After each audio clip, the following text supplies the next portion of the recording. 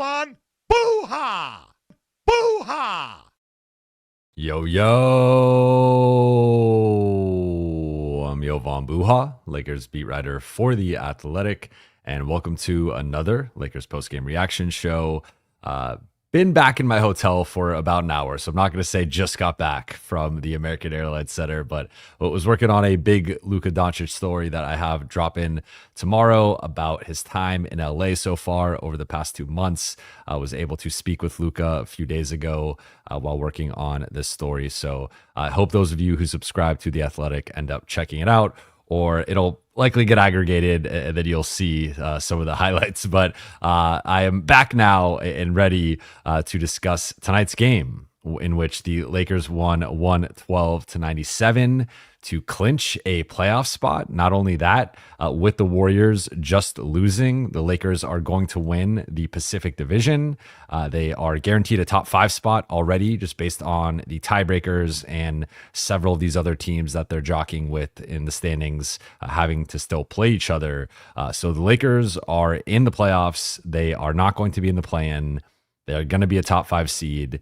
And if they can just win one of their final 2 games against Houston, who just rested their guys tonight against the Clippers, or in Portland, they will lock up the number 3 seed.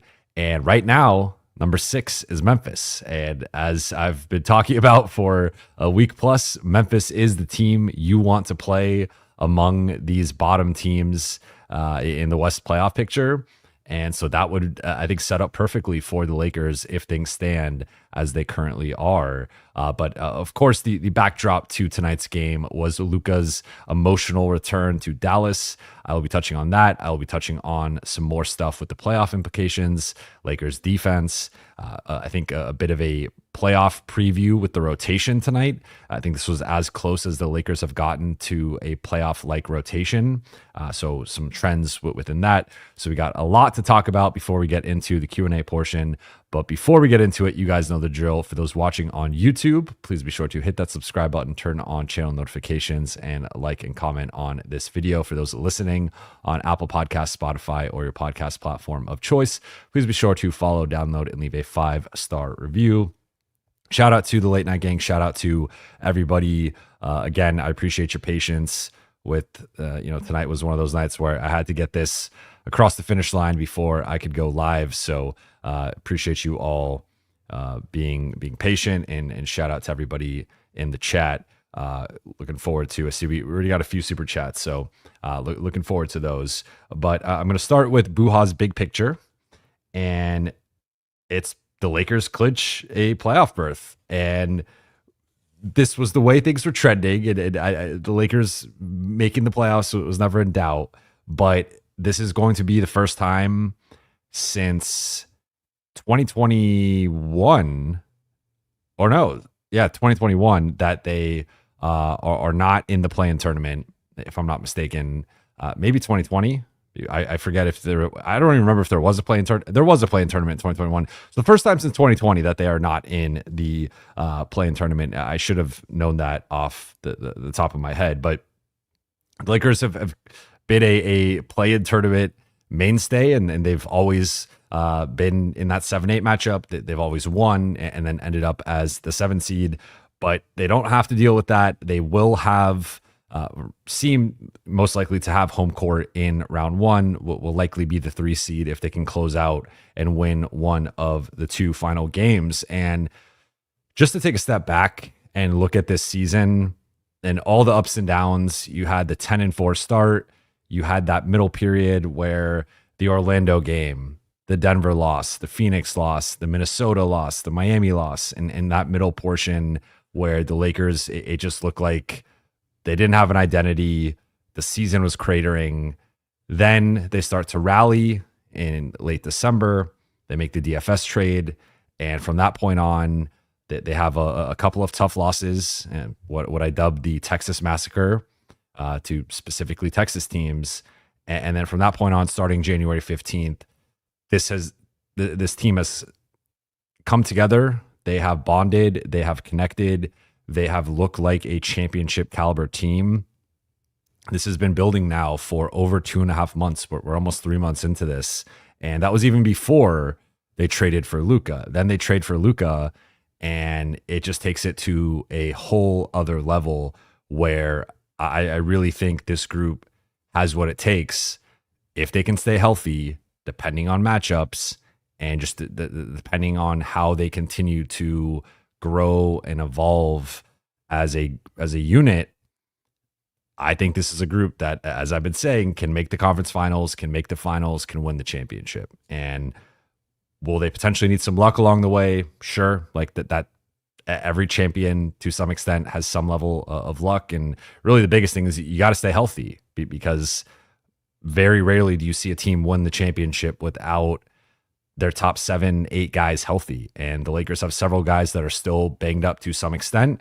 And now one of the benefits of staying out of the play-in is next week they will have a couple days off. They will have a couple days to practice and rest and recover, but also sharpen some things up. So this is trending in a positive direction for LA. Of course, they'd rather be the 2 seed than the 3 seed, but the primary benefit to being the 3 seed compared to the 2 seed is you will know your opponent before the play-in. So the Lakers will know their opponent Sunday afternoon, because all the teams are playing at the same time. So there's no chicanery with the standings and people manipulating things. So they play 12:30 Pacific time in Portland. By 3 p.m. or like 3:01, whenever the game ends, and they check their phones, they will know who their playoff opponent is. So they can start that preparation as soon as Sunday night. So I think that's a significant advantage compared to potentially not knowing until I don't know when the 7-8 game is. If it's Tuesday, if it's Wednesday, I think it might be Wednesday. Not knowing till Wednesday versus knowing Sunday, that's a multi-day difference that will help the Lakers in terms of their preparation, give JJ and the coaching staff a head start. Also give LeBron is always involved in playoff prep. I'm sure Luka will be involved as well. So give those guys some extra days to put their minds to it and see what they can come up with schematically on both sides of the ball, how they want to target teams, how they want to counter what teams like to do offensively. So again, 3 seed, knowing their opponent, they've not locked up the 3 seed yet, but I think it's fair to assume they will win one of their final 2 games. If they don't win the Houston game, which I think they will, but maybe Houston goes for it, I don't see why they would. At this point, they're just trying to stay healthy, get into the playoffs in one piece. But let's say Houston goes for it and they lose that game, like then they go to Portland. I think they will win that game, even if Portland's trying, which Portland technically should be tanking to try and get the best pick possible. But this is all, again, in working out nicely for the Lakers. They got the win over Dallas. Luka had an amazing game, which I will talk about in a little bit more detail in a second. They win the Pacific Division. They clinch a top 5 seed. They have the tiebreakers over everybody that they could possibly have the tiebreakers over. And they're in a really good spot to get the 3 seed. And right now it's looking like it's probably going to be Memphis or Golden State.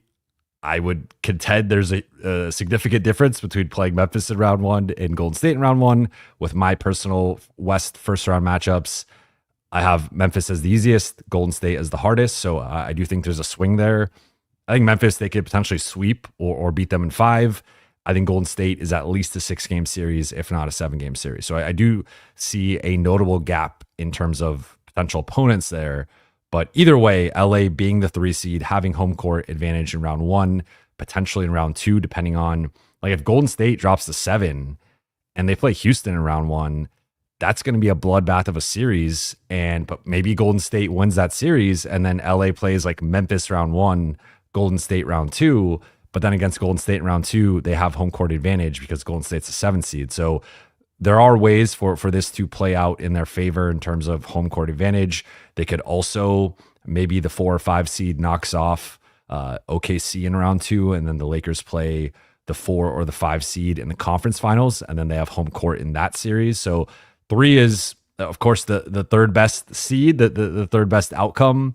But with OKC locking up the 1 seed weeks ago, months ago, really, and Houston just recently locking up the 2 seed, this was the best possible outcome for the Lakers. And again, there's a lot of things aligning properly for them to have a a pretty clear path to the conference finals, in my opinion. Notable performers from tonight's game have to start with Luka.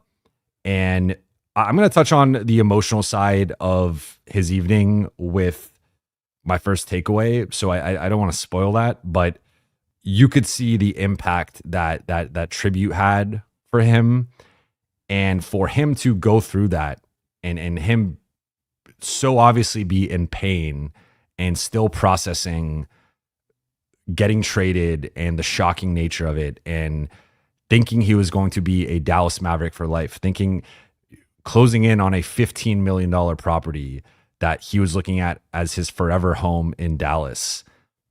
And to have that and losing out, I mean, also losing out on $100 million, which he can recoup in future contracts, but like that Supermax compared to what he could sign now versus what he could have signed with Dallas, it's about $100 million difference. So a lot of factors here in terms of just the emotions and what he was going through. But to go through that and even admit after the game, he didn't think he was going to be able to play. Like that was his initial thought, like right after the tribute was like, I don't think I could play this game. And for him to have those emotions and just flip a switch and come out and destroy Dallas. This was arguably his best pure scoring, shot making performance of, as a Laker. Of course, the Milwaukee game is the other one that those are the two that stand out, as those are both his season highs. He had scored 45 with Dallas early in the season, so he's now scored 45 3 different times, but season high 45 points on 16 of 28 shooting. Again, remarkable shot making from Luka. 7 to 10 on threes, 6 to 9 at the free throw line. That's like the only thing that he could have done a little bit better in. But 8 rebounds, 6 assists. Could have had more. Guys missed a bunch of good looks. 4 steals, 3 turnovers, plus 26, which was the second best plus minus mark on the team. Then LeBron had 27, including 13 in the fourth quarter. He helped seal this game, several big finishes. He had that drive on Gafford. He had a couple putbacks. He had a couple nice cuts and drives. So 27 for LeBron, 7 rebounds, 3 assists, 1 steal, 11 to 20 shooting. Didn't make a 3, and his jump shot continues to be something that is a bit hit or miss more recently, especially since coming back from, specifically since coming back from the injury, but not something I'm concerned about long term. 5 or 6 at the free throw line. And then Rui, I thought, was instrumental, particularly as the primary defender on Anthony Davis and helping shut down AD and funnel him into help and doubles the way that the Lakers have against Karl Anthony Towns and Nikola Jokic and Alperen Şengün and different big men that they've played over the past couple months, but with this revamped defensive scheme. 15 points for Rui, hit 3 threes, but I think his impact didn't quite show up in the box score the way that, like, to as impactful as he was, which I thought Rui was huge. The Lakers really missed him in that OKC loss. Speaking of which, Luka's tech got rescinded, so it makes it even, in some ways, like, it's better in some ways because he's further away from getting suspended, where if he got a tech in each of the final 2 games, he would not be suspended. So that's a good thing. It's just like, it just confirms how ridiculous that whole situation was. Austin had a quiet game by his standards. Like, the Lakers were really running the offense more through Luka than ever before. I don't know his usage percentage yet. I will be looking that up eventually. And this has to be a season high in usage. Maybe the Milwaukee game again, like between one of those two, but it's up there for Luka.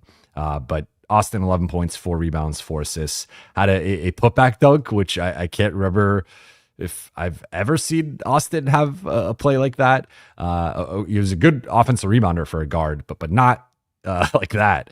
He had a couple offensive boards tonight. Then off the bench, DFS could not make a shot, but he played a lot of minutes. He led the bench by far with 33 minutes, only 5 points again, but a team best plus 29. And he was out there guarding on the perimeter, guarding bigs, and just shifting all over. So DFS continues to just do things that lead to winning that don't always show up in the box score, but he's been an instrumental part of LA's centerless success. And then I would say like Vando, I thought, didn't play that much, only 13 minutes, but had 5 boards, had a couple steals, got blocked a couple times by Gafford. And I think the finishing is really the only thing that remains concerning with me. Of course, the spacing to some extent, but like more so the finishing of his explosion around the rim. He can be blocked or have his shot altered and miss some bunnies. But Gabe was another one who missed a bunch of good looks, but I thought, competed defensively and did Gabe-like things.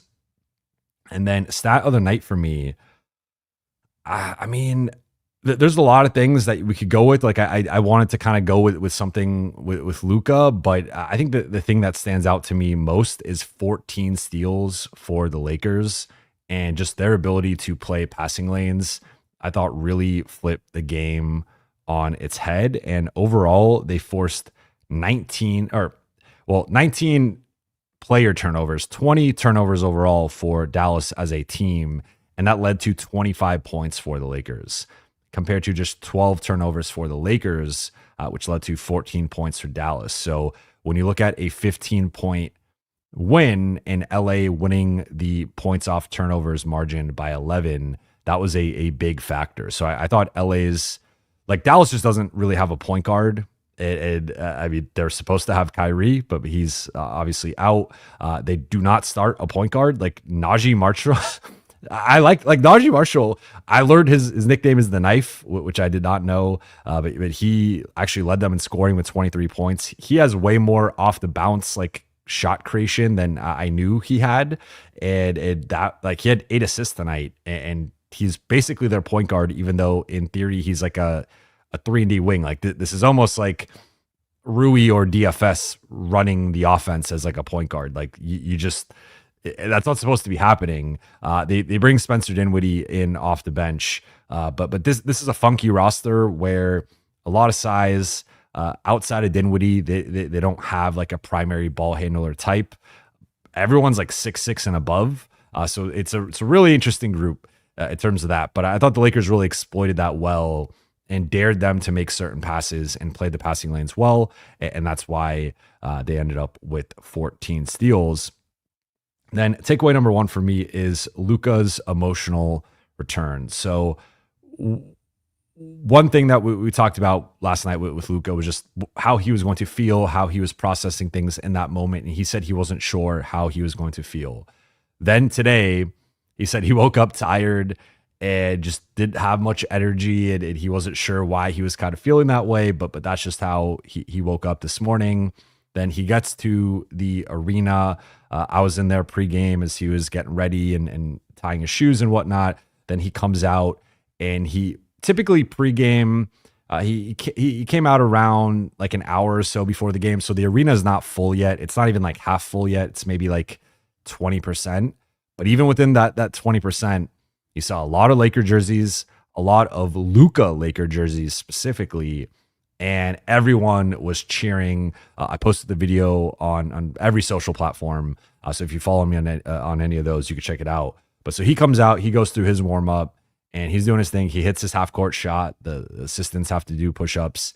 And then, so that's that. And then he comes out again when the Lakers do their warm-ups, and he's getting the standing ovation. Then we get told that he's going to get this tribute during the starting lineup. So they do the visiting starting lineups. Luka gets introduced last. They go to this touching video tribute where they have all this, I'm sure many of you saw it already, but like all this behind the scenes footage of course, there's the highlights of Luka hitting game winners and hitting crazy shots and all these things that make Luka. But you see him talking about being a Maverick and working in the community and going to visit kids in hospitals and like just all these different elements of his time there.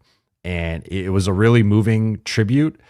And they cut to him and you just see it in his face, like the pain, the heartbreak, the emotion, and puts his head in the towel and is wiping his tears away. And then he comes out and he scores 14 points in the first quarter, 17 points in the second quarter, 31 in the first half. and again finishes with a season high 45. And this dude's just a winner. He's a killer. And I think there are some players that this moment would have been too big for them. They would have had an off night, but I think this is what makes Luka Luka, and this is what makes him on the path of being an all-time great. Like he's already, there are very few players you can look at their first 7 years and like put, certainly that there's guys who at this point had MVPs or had championships, but from a looking at like his full basketball career of when he went professional, playing in arguably the second best league in the world behind the NBA, the Spanish league, and playing for Real Madrid and winning, being the youngest EuroLeague MVP at 18. Like that alone is like, I don't know how people passed on him. And even in the moment I was thinking that, but like as just more time has passed, it's like it was so obvious this guy was special. And he had several teams pass on him. And then he becomes, again, like just, he's on this trajectory of his numbers look favorable to a LeBron, and to pick whatever star you want in their mid-20s, Luka's numbers are on par or better than that player. And again, he doesn't have the championships yet. He doesn't have the MVPs yet. I think those things are coming within the next few years.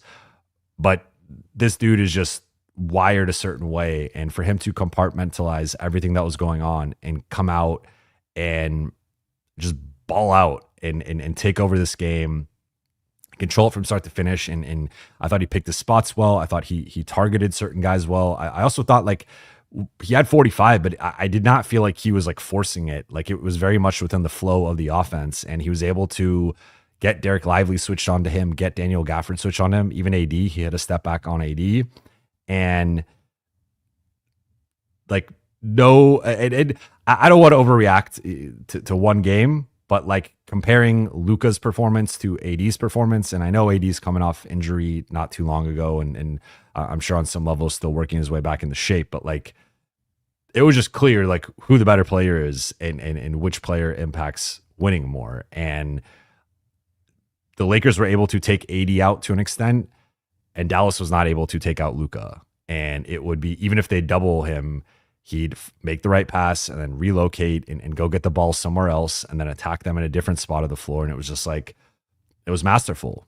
And on paper, like Dallas has a pretty good defense. They have size, they have length, they have athleticism, they have switchability. As I mentioned, they don't have a point guard. So like they don't have a lot of guys you can really target. Like, of course, Luka can target centers just because that's how he's wired, but there's not a lot of like bad defenders within their rotation necessarily. Like everybody has a certain level of strength, length, athleticism, and they, if anything, like they don't have the shot creation, the ball handling, the playmaking offensively, but defensively, that there's a lot of solid defenders in this Dallas rotation, and it just didn't matter. It just did not matter. Luka did whatever he wanted, because great offense will always beat great defense, and Luka is about as great as it gets on the offensive end. Then after the game, he talked about just what it meant to, like, so JJ said pregame that his message to Luka and the team was going to be, "We have your back." And Luka said that message meant a lot to him. At the end of the game, Dallas calls timeout, 1:35 left, game's over. And in that timeout, the Lakers players are egging on the crowd to chant Luka's name, to give him an ovation. And then JJ leaves him in to take an intentional foul and then get his standing ovation as he walks off the floor. And then the whole arena is standing up. They're all cheering. He walks to the bench. All of the Lakers teammates, coaches, staffers, everybody is up. They're all giving him a standing ovation. They're all clapping. They're all cheering. And he just sits down. And I wrote about this in my story, but there's something with the imagery of it, of like, it was a very pro Luka crowd. They cheered after every basket. They gave him MVP chants. They chanted anytime Luka was not at the free throw line. Anyone else, it was a fire Nico chant, and it was an emotionally charged crowd for sure. But I thought there was something poetic about him sitting down and like his teammates and his coaches are all surrounding him.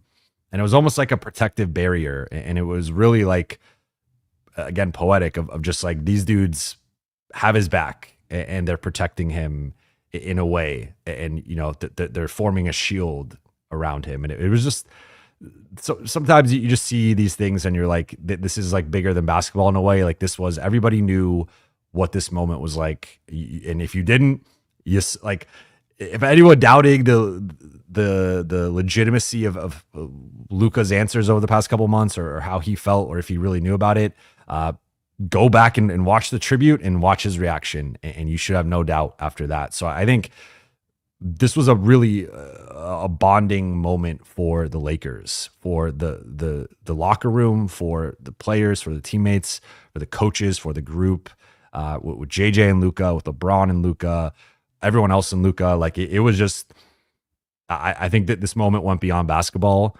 and it was something that was special. And I think in a way, like it's really good timing. A couple days before, or a couple games before the end of the regular season, like I think this group is riding an all-time high. And even the ejection in OKC, like that was kind of its own thing of like sometimes going through adversity brings you closer. And that was kind of its own form of that, of the guys immediately jumping in, defending Luka, everyone being universally upset after that game. Of course, they'd rather have the win and Luka not get ejected. But like sometimes when you go through like traumatic is the wrong word, but when you go through like an emotional thing or something that's frustrating, annoying, whatever, as a group, that can bring you closer. So again, I think Luka got his revenge. He showed he was the best player on the floor. He was the best player in the trade on the floor, and he dropped his 45.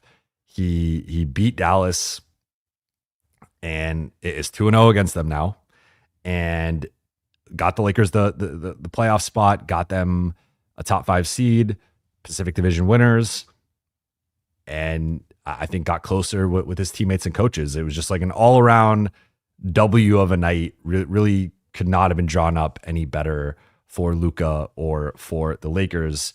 Takeaway number 2 for me is the Lakers defense continues to trend positively.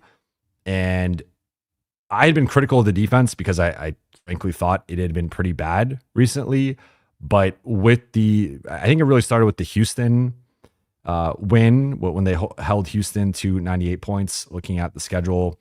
Then, Golden State in the first half of the New Orleans games, like we're steps back, I would say. But then the first OKC game and parts of that OKC game, especially that third quarter in the second one, then this Dallas game, like, there were some times where Dallas got out in transition, or when they were able to get the ball on the interior, like when they were able to get deep seals with Gafford or with AD, they were able to score or draw fouls or get offensive rebounds.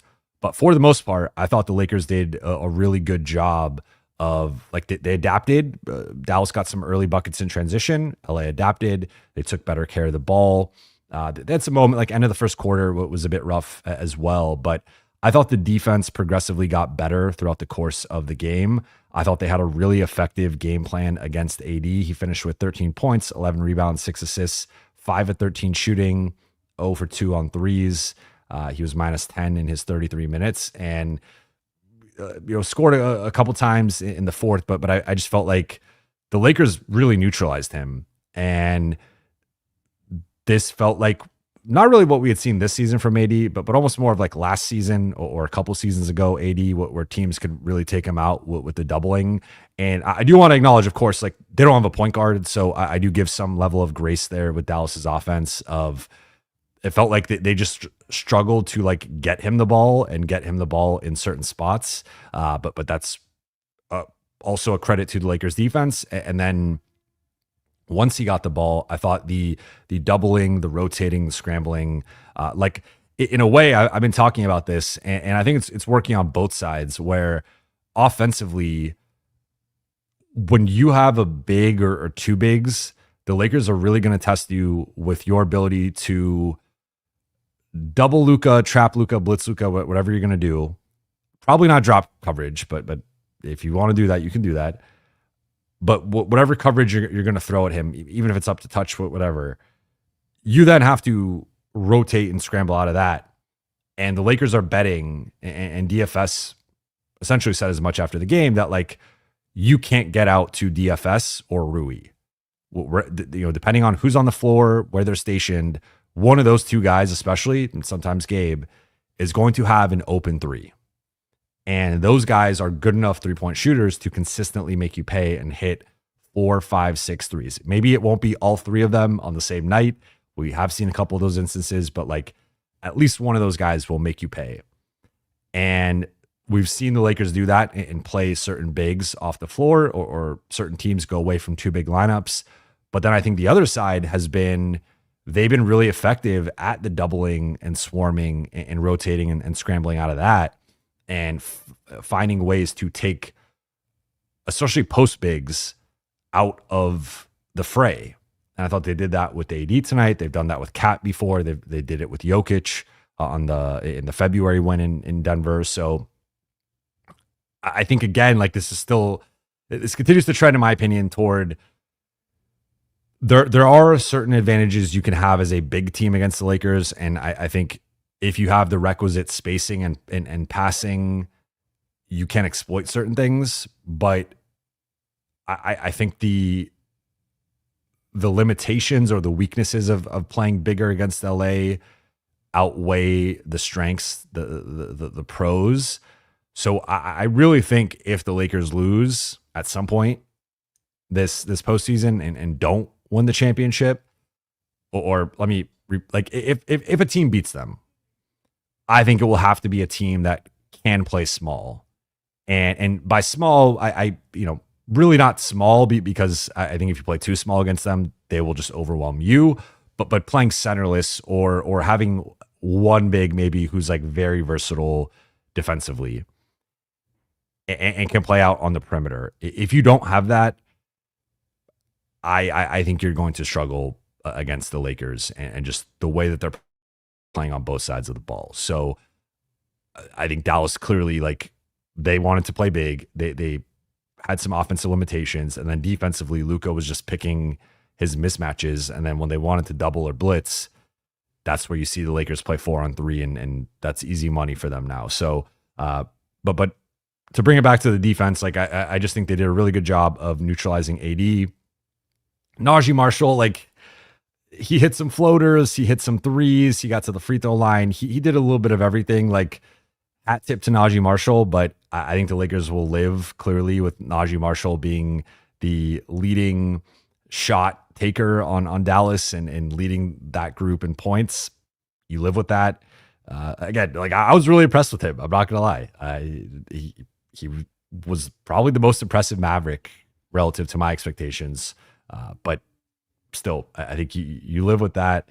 And I think the Lakers defense was high level again for the third time in like the past 6-7 games, which it's not fully back, but it's getting there. And then final thing before we get into the Q&A is playoff rotation preview. So this was basically a must-win game for the Lakers. It was not technically a must-win, but they were approaching it as such, and they really wanted it, and they wanted to only have to win one of the final two. And ideally, they win both. That's what they want, but like at a minimum, winning one of the final two. So JJ went with an 8.5-man rotation.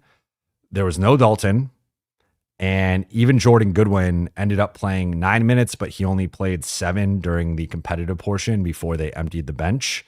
So it was really the starters plus DFS plus Vando plus Gabe, a little sprinkle of Jordan Goodwin.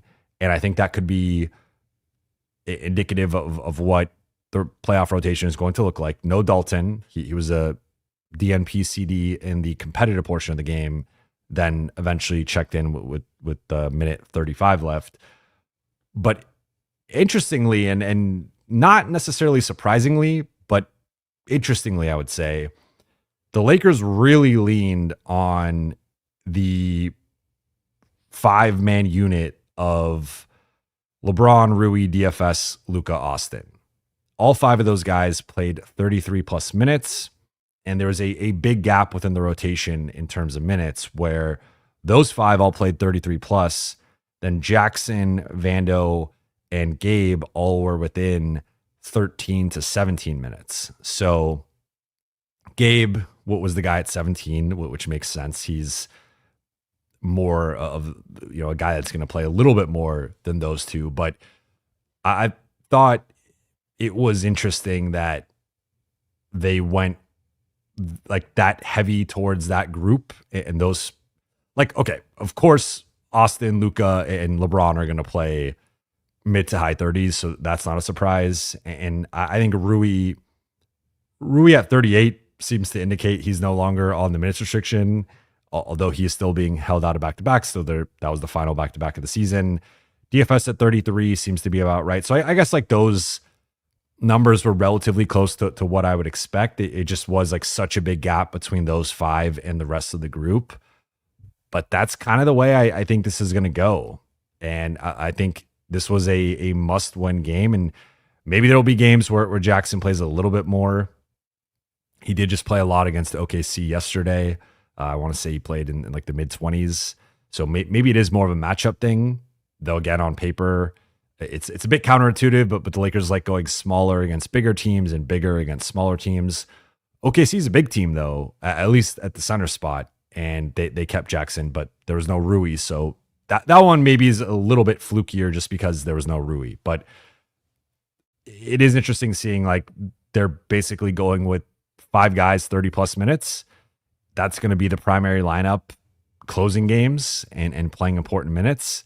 And then the other 3 guys are all probably going to be in like the mid to high teens, depending on the matchup. Maybe Gabe in some instances cracks like the low 20s, low to mid 20s, and maybe Jordan Goodwin just gets phased out entirely. Like if you give Gabe these 7 minutes that Goodwin played, Gabe's at 24, and then technically everyone could have played like 2 more minutes because of the garbage time. So you could see Gabe maybe get into like the low to mid 20s, and then Jackson and Vando being like the mid to high teens. But this to me was like a must-win game for them. They wanted to win it for Luka. They wanted to win it for the playoff race.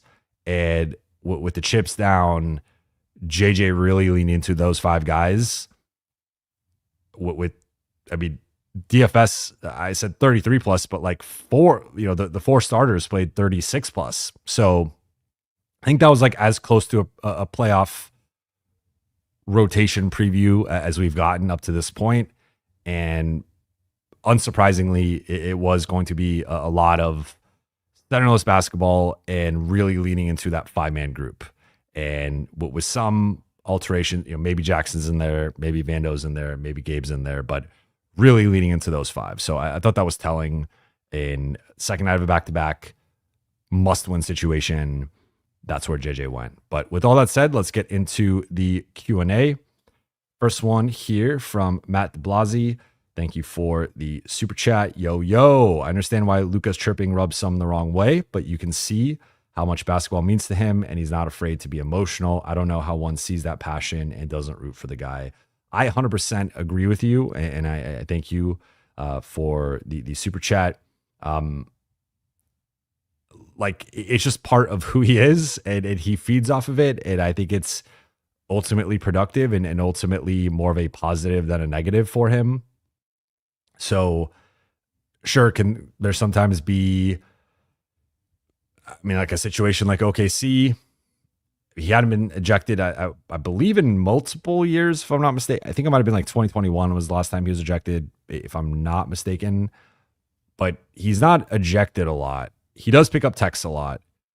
But if he's dropping 35, 8, and 7, and he picks up a technical foul, and that technical foul and just like the passion that he's playing with helps lead to that 35, 8, and 7 game, I will take the 35, 8, and 7 game with the technical foul rather than him being. And the interesting thing with tonight was like there was not much chirping, a little bit with the refs, but like he wasn't really going at the crowd. He wasn't going at the Mavericks. Like I think there was a couple moments where he couldn't restrain himself, but like it was such a weird vibe that he was more toned down.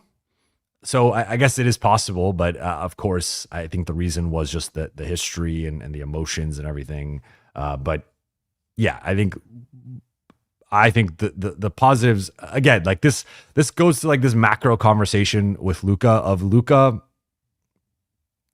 You can look at Luka and find, okay, he's not in the best shape. The conditioning could be better. He could, you could see older clips of him and he was slimmer and more explosive. You can find things to pick apart with him, but at the end of the day, the dude is a top 5 or top 3 player in the league. He's on a first ballot Hall of Fame trajectory. He's just like I don't know how you watch that guy and just not see the special qualities more so, and like the basketball genius that he is more so than some of the limitations or things that really I think it's more optics. It's like people think it's kind of like Jokic where he looks a certain way or maybe there's a perception and look, again, I think the conditioning can be better. I'm not saying it can't, but like I think people tend to sometimes focus on like the Bill Simmons always had the 90-10 theory about like every star has like 90% great stuff and like 10% bad stuff or weaknesses, whatever. And with some guys it seems a little bit louder, and I feel like with Luka people like to look at the weight and the conditioning and the defense, and that's why Dallas traded him apparently. But I think he's fit in very well defensively with the Lakers. Had 4 steals tonight. I think like in point of attack capacity, there are clear limitations there, but in terms of as a team defender, he can be really effective. And then, I mean, he played 38 minutes tonight, second out of a back-to-back. And he was not like losing steam at the end there. So I think a lot of the stuff with Luka is overblown.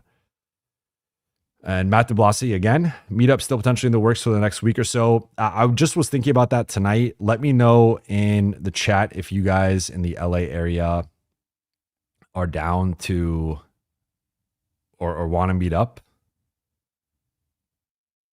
If you guys are, then we can find a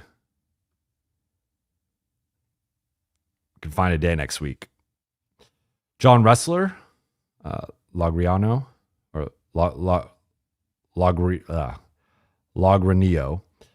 Thank you for the super chat. What a game by Luka, a glimpse of playoff Luka. I think so. And I think he's been I thought the first OKC game was also a glimpse of playoff Luka, of just picking apart Hartenstein and Chet in the pick and roll. And there were elements of that in the second OKC game before he got ejected. I think Luka is rounding into shape. Not that shape because people are, but rounding into form in terms of just like playoff Luka. And already again, his numbers in LA have been awesome and in some ways like better than some of his numbers in Dallas.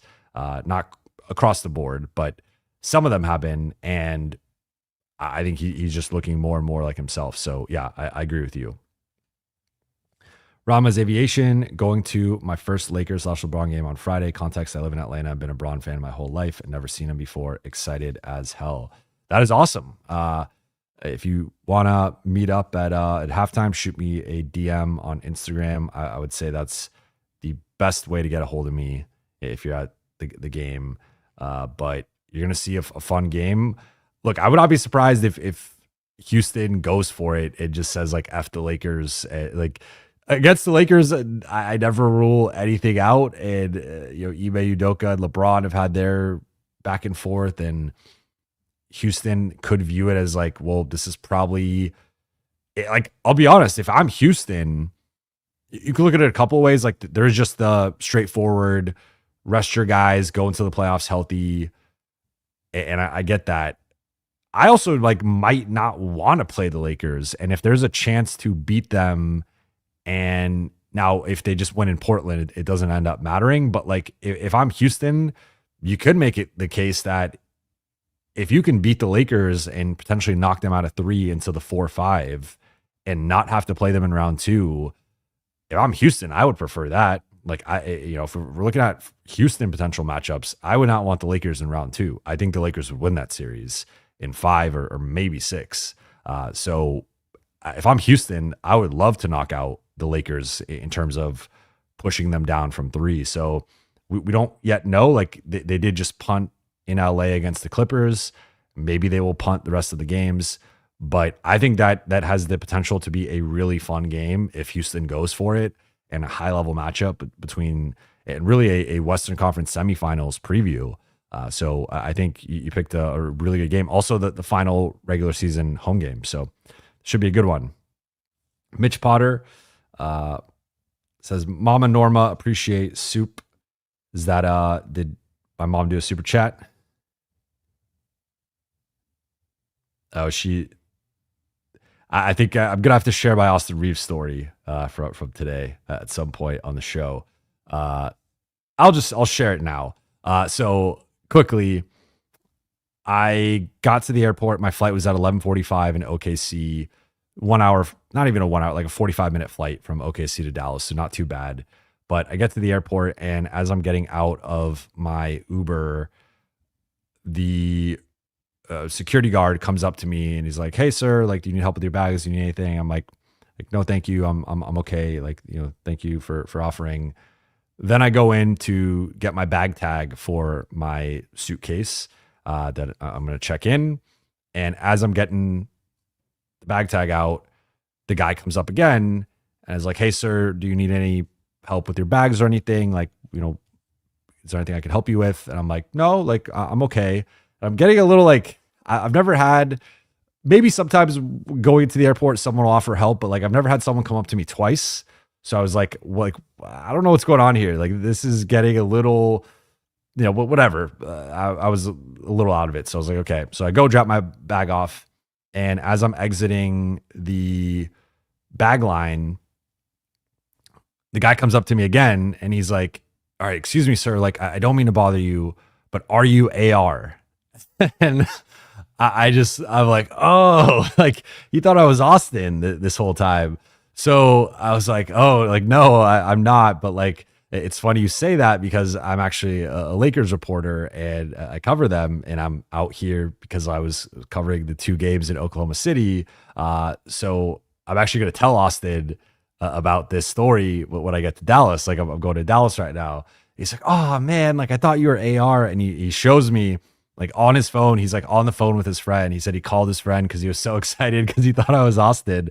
And then he pulled up Austin on Google. I was like looking at photos of Austin to like try to make sure it was him. And I guess for whatever reason, I wasn't a sweatsuit. So maybe he's seen Austin wear sweatsuits to games and he thought like we're around the same height and we're both white. And so we were both in OKC, but I don't think Austin flies commercial anymore, maybe personal travel, but not during the season. So it was a really funny moment though, because at this point in my life, I've been compared to like every white NBA player with like close to my type of hair sort of. And I've definitely gotten Austin a few times, but I thought it was funny. Like, it made way more sense in retrospect, like why the guy kept coming up to me, because I started to get a little like weirded out of like, why does this guy keep coming up to me? But then I was like, okay, he thought I was Austin. And then I told Austin after the game about the story, and he was laughing, and he was like, "Dude, you should have said you were me and like gotten the VIP treatment and like gotten, they probably would have like driven you to the front of the plane or something." Like, so maybe next time I'll go along with it and say I'm I'm Austin. But yeah, that was funny. That was like the highlight of my day aside from the game tonight. All right, we got another one here from Matt DeBlasi. Thank you for the super chat. Do you think the glorious Harlem Globetrotter sequence the Lakers ran is a viable offensive set for the playoffs? JJ seemed like a fan. Yeah, I mean, it that was I mean, part of that was like random with the offensive rebounding, right? But I thought at that point they were kind of just messing around with Dallas and their defense, and the game was not over yet, but it was heading that way. So I think, look, with the way the Lakers have 3 high-level playmakers and passers, and those 3 guys can make those types of reads. Like, again, I think you saw just the difference of even having like Luka double teamed at like half court produced better offense than Dallas just not having a point guard. So I think like there's a big gap between LA having 3 of those guys and Dallas not even having like a nominal point guard. I guess Spencer Dinwiddie's the closest, though he's more of like a combo and he is more of like a bench combo guard. But I think that there is something to that. I think LA's had some pretty sets and they can continue to run those at a higher level and run more organized offense. But I don't know. I don't know if we'll see that one again, but maybe I'm wrong. Here comes Jeremiah with the super chat. Thank you for the super chat. Question of the day: 5 favorite game winners, can be non-Lakers ones too. Okay. 5 favorite game winners. Well, one that comes to mind immediately is Kobe against the Heat, the bank one. I think Kobe against the Suns in 2006 is another one for me. I feel like, I wasn't at the Lakers Pacers. I will say like the Josh Giddey one is like maybe the craziest one I've ever seen. And I know that's going to upset some fans. So I don't know if I want to officially pick it as one of my favorites, but like I've never seen a half court, the Cleveland one was close, but like just objectively, like a half court game winner is ridiculous. That's a really, I got to throw Jordan in there. It wasn't technically, it wasn't a buzzer beater, but Jordan in 98 against like the coldest. Had he not come back, that would have been the coldest ending to anyone's careers. Game winner in the finals. It's about as good as it gets. LeBron, I would say for me, LeBron, Cleveland, Orlando, because I was a Bron fan at that point, and there was the whole narrative with LeBron not being clutch and whatnot. And that one for me, it was kind of weird. Like I was a Lakers fan, but also a Bron fan. It didn't really like, I really wanted Lakers-Cavs in the finals, but that shot against Orlando, like to me was a big one where I was like, this dude's clutch. Like let's cut the crap with this. Like this dude's a winner. He's so that's 4, I would say. Oh, and then one of my all-time favorite ones for sure is got to be the Steph like pulling up from 40 feet in OKC. That was in 2016. I was at a Buffalo Wild Wings with my friend, and I remember like the whole. Obviously it was in LA, so like I would assume most of the people there were Laker fans, but like at that point, that was when Golden State was becoming must-see TV, and they had, that was right before KD went to the Warriors, but like that was like peak Steph of just the novelty of this dude who could pull up from anywhere. And to pull up from, I don't think it was exactly 40 feet. It was probably like 35 feet, but just that shot to me was that was a big moment for him in his career, but also like the shift of basketball to just taking some of these crazy shots, spacing, 3-point shooting, all that stuff.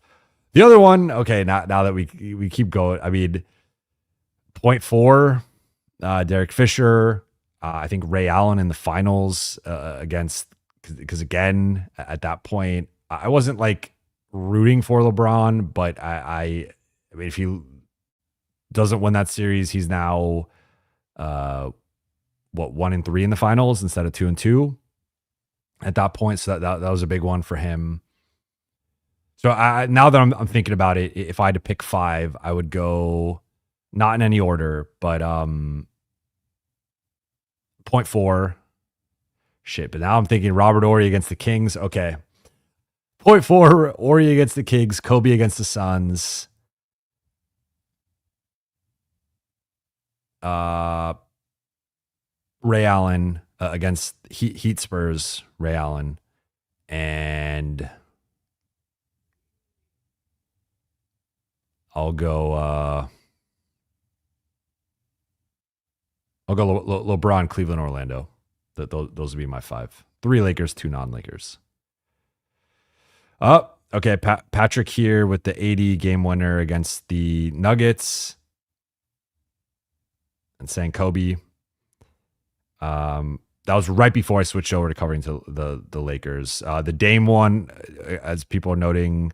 Honestly, I'll say like Luka had one against the Clippers when I was covering the Clippers that like that one over Reggie Jackson was incredible. And that was like Luka's first like big moment on the NBA stage. That was his second year, and he was killing the Clippers. Like they almost won that series.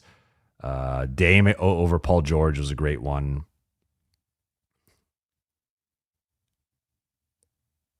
So yeah, there's a lot. I mean, we could go Jordan versus the Jazz. I mean, that's another one I could throw up there. LeBron, I see Jonathan LeBron, Chicago 2016 Game 4. Yeah, there was also LeBron against the Raptors in Cleveland. There's a lot of crazy ones. I mean, if you want to say like KD, what was it, Game 3 against the Cavs? The pull up 3 in transition. I don't remember if it was like technically a game winner, but it was like a game sealer. Like there's a lot, but really good question. I appreciate it.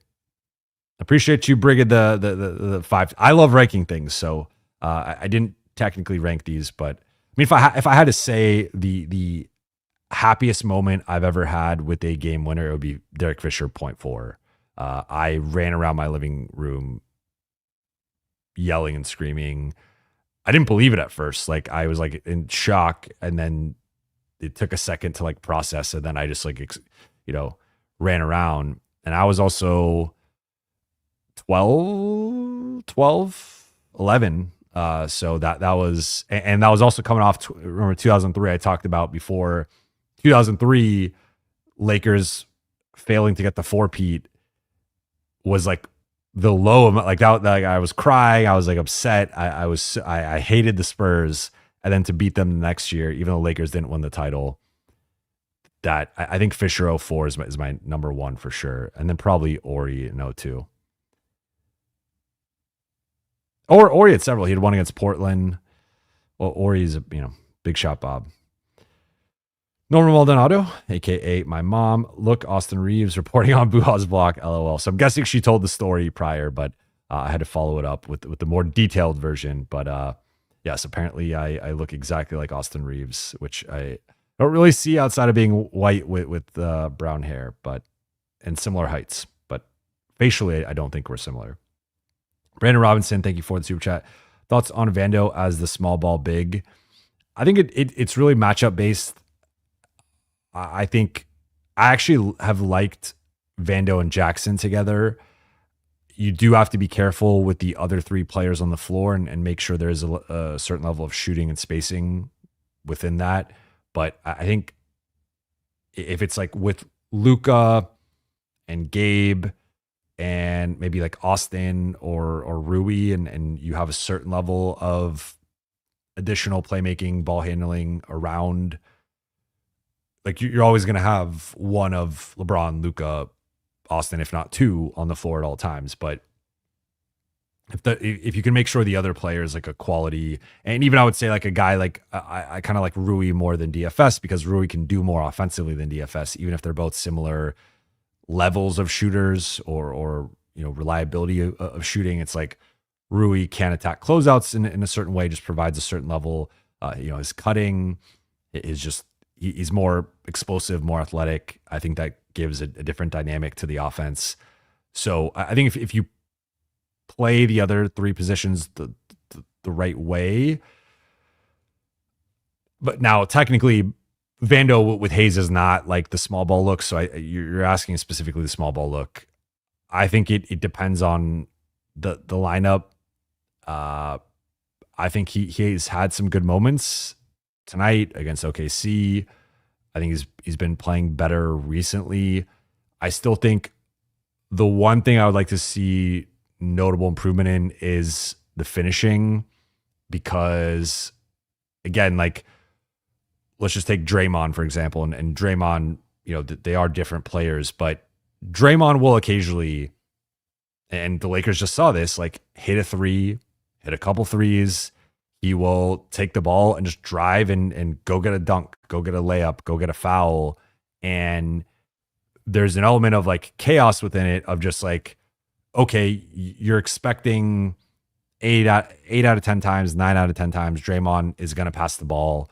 He's going to reverse the ball. He's going to look for a dribble handoff. He's going to go set a screen for somebody, but he will keep you on your toes where like the second you kind of get into that lull of like, okay, Draymond's a non-factor, he goes and makes a play. And I think that's what you would ideally like to see from Vando of, sometimes he'll take the corner threes, which is whatever. He's not going to make a lot of them, but he maybe makes a team have to respect him a little bit out there. I think the big thing is the finishing, because he is on paper like athletic enough, big enough to be a threat around the rim. But like tonight got blocked back to back on the same possession by Daniel Gafford, and that's not like an uncommon occurrence with him. So I'm not saying he has to be like a double digit scorer or even like an 8-point scorer, but like if he can get a couple baskets around the rim and be like a little bit of a threat that defenses have to, because right now, like I know that there's some positive offensive numbers with him, and I think he is better offensively than people often acknowledge or give him credit for. But I think if I'm scouting the Lakers and like how to guard them, like I'm just not really worried about him being an offensive threat or like scoring. And I would play him for the pass a lot more than, anything else. So, and I think he's a solid passer, but I think he needs to be a little bit more of a threat. And to me, that starts with him finishing better. I think the finishing has to be better, and it's catching in traffic, going up in traffic, not getting blocked as often or stripped as often. And I think that's the big thing. But from defensively, like Vando's awesome. And what I've liked more that they've done recently has been putting him more as the point of attack guy and not as a center, and using LeBron or DFS or Rui more as the backline guys. And I think that if you leverage Vando as like the chaos agent on the perimeter, that's where he's at his best. He's at his best on the ball, locking into one player and just trying to make that player's life a living hell. So if you do that defensively, and then offensively, you can leverage his passing a bit, but also occasionally you fake the dribble handoff and you pivot and you drive and you go to the basket, and like you got to mix in some of those. And if you do that and he gets a little bit more consistent with his offensive production, I think you'll see him play a little bit more. But right now it seems like JJ is looking at him as like a 12 to 16 minute a night guy as things stand. And he's been transparent about it's primarily offensive or offensively driven in terms of certain limitations with Vando in certain lineups. And I'm just feeling like there's a ceiling there. Honcho, yo, W, overarching takes. Who's the better matchup against the Rockets? If count stop Warriors or Wolves, in my opinion, Lakers don't want Houston second round. I'm actually not that afraid of a potential second round matchup with Houston. I think that Houston, to me, it just comes back to the offense. And I know on the season, their offense has been good. But if you look at, if you dig a little bit deeper into it, especially their half court numbers, they've been middling. And I think we saw that in the last matchup against them. And I think it really comes down to, in my opinion, they have a roster construction problem where their three best offensive players are Alperen Şengün, Jalen Green, and Fred VanVleet. But Jalen Green is not a good defender. Can maybe be an average defender on certain nights or used in certain ways. But like, he's a guy you can pick on. Fred VanVleet, I think, is a good defender for his size, but at the end of the day, he's like 5'11", maybe 6 feet. And especially against the Lakers, like Fred VanVleet cannot guard Luka or LeBron in the post. And even Austin Reeves is too big for him. So you're going to have to double. You're going to have to send a certain level of help. And that's when the Lakers get into their 4-on-3, 3-on-2 actions. Then Alperen Şengün, I think, is in between. And Jokic this year has slipped defensively. So like this year's Jokic isn't the best example, but like maybe Jokic of last year or from like a couple years ago. Like I think he had improved defensively a bit. And then there's like Sabonis. Like those three are similar types of players in a way. I think Şengün is in between Sabonis and Jokic in terms of his defense. But ultimately, as we saw, like when you contest him, especially on drives, you can get by him, you can get to the rim. He doesn't have the foot speed to corral ball handlers on drives. And then he also doesn't have the length or the explosion to get up there and really block a shot, really contest it. So you got to step on him, even a half step, you're by him and you're laying the ball in at the rim. So that's where they go to Steven Adams. And Steven Adams has been really good this year, but against the Lakers, like you could go with that zone. Lakers were picking it apart. And if you're going to go with drop coverage, they're going to make pull up threes against you. So they have some really good. Now I said offense, defense, because the defensive side is they have Dylan Brooks. They have Amen Thompson, who I think is going to make first team all defense for me this season.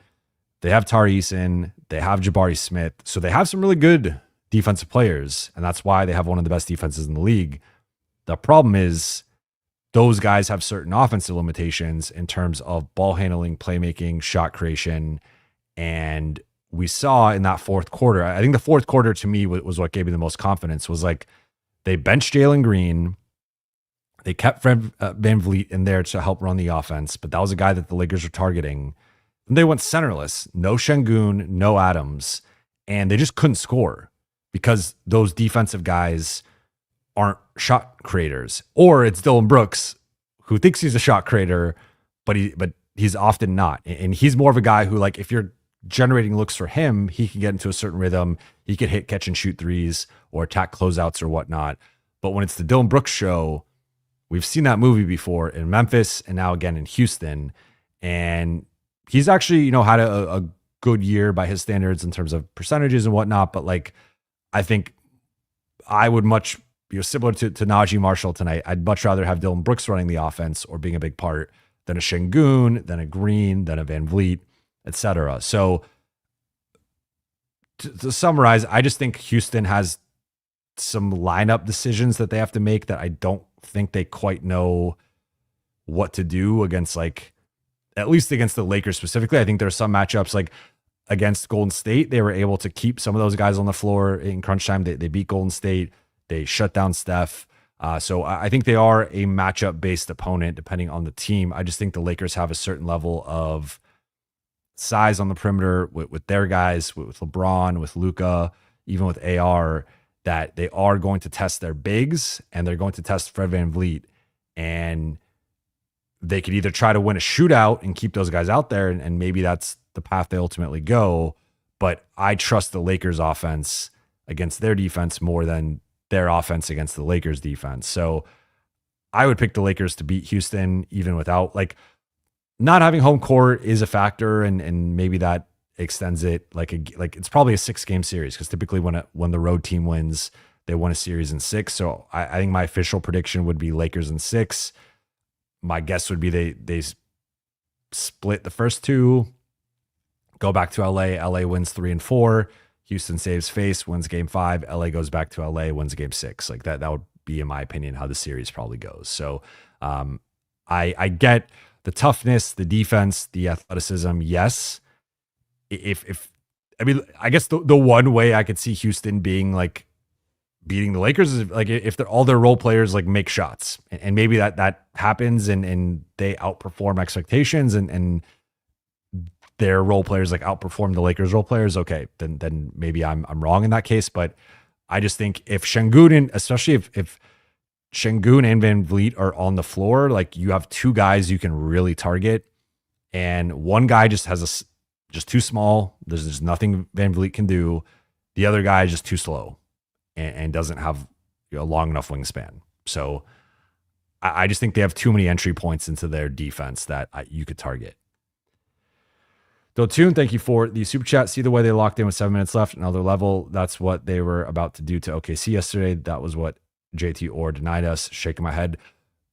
Yeah, I mean, look, the other thing that I didn't talk about that I guess what was out there that I hadn't seen until after I went live was apparently JT Orr's friend died, and he had the Lakers broadcast on Spectrum shout his late friend out, and you give the guy some grace for that, but then you also look at it like if you're going through an emotional time where you just lost somebody close to you, like maybe you should take a break, right? And it's a tricky thing. Like I don't really want to go down that path of talking about like how people handle emotion or grief or whatever. Like that's not really my place, but it just felt like, again, kind of with that context and then like with how everything played out, it just felt like he was not in the best headspace emotionally to be reffing that game objectively. And it seemed like, I don't know if he and Luka have beef from before, and maybe Luka's berated him or gotten texts from him before, and like there's some history there. I've not heard that. But if it was like from that night, and maybe Luka said of just in complaining about certain things, like got under his skin, it felt like then from that point on, he almost had a vendetta and was like looking to give Luka texts or eject him. And just at the end of the day, I come back to it, like for a player to be fouled out or for a player to be ejected with a tech, it just has to be such a high bar, especially when they're a superstar. I know it's not fair to everyone else, but like there's a reason why you'll see superstars get the 5th foul and then not foul out. Like it has to be such a clear foul or technical to warrant an ejection or them fouling out. And there's almost nothing Luka could have said in that moment, in my opinion, that like would have warranted that. And again, it was him running the opposite way, clearly looking back, saying something to the fan. It got rescinded, so clearly it shouldn't have been a tech. And yeah, I mean, it was an overreaction. Samir Dude, thank you for the super chat. How do you see the bottom of the West shaking out? More likely we play Warriors, Wolves, or Grizzlies. I really hope it's Grizzlies. I think the Lakers should be hoping it's the Grizzlies too. Let's pull up the standings here. So right now, Denver's 48-32. The Clippers are 48-32. I'll screen share with you guys to make it a little bit more interesting. Let's look at the standings.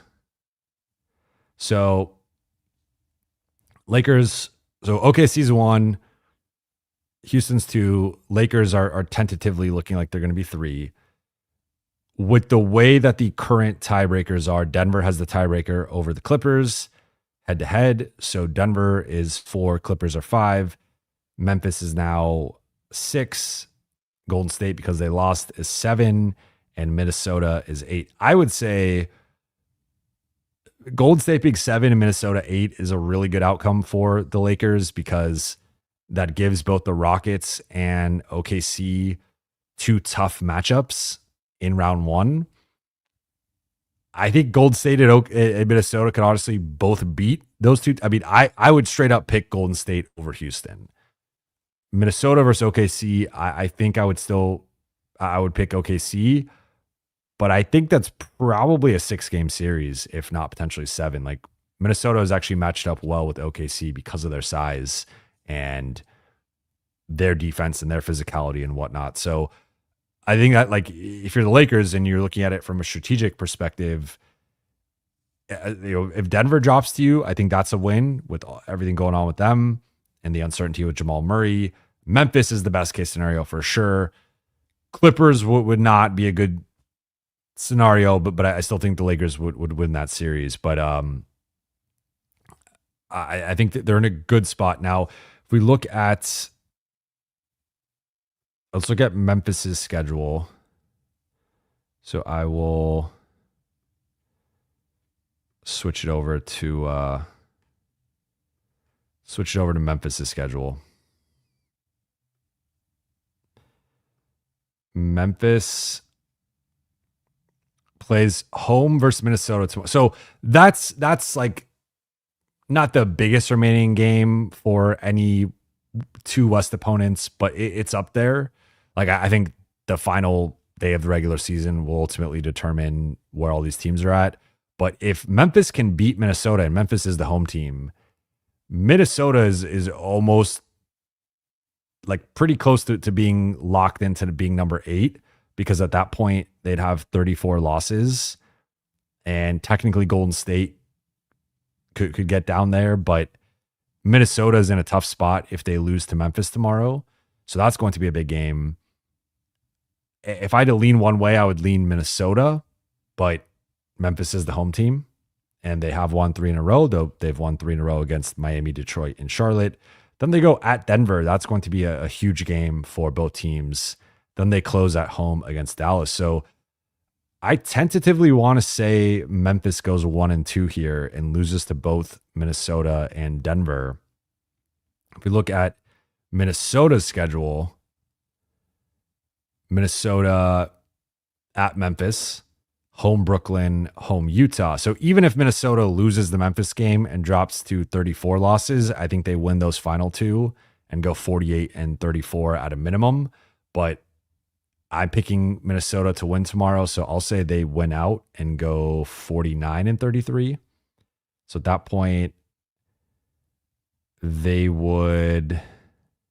be tied with Memphis. I don't know who has the head-to-head tiebreaker off the top of my head. Both teams would be 49-33. Then if we look at Golden State, they play at Portland. They should win that game to go 48-33. And then they play home versus the Clippers, which that game is going to have major implications in terms of who finishes where. I would lean Golden State. So I think there's a chance Golden State goes 49. I mean, right now I'm projecting Golden State, Memphis, and Minnesota to all be tied, and I don't know how that would go. Denver is a wild card because they have, they just won tonight at Sacramento. First game post Malone firing, post Malone. Home Memphis, and then at Houston.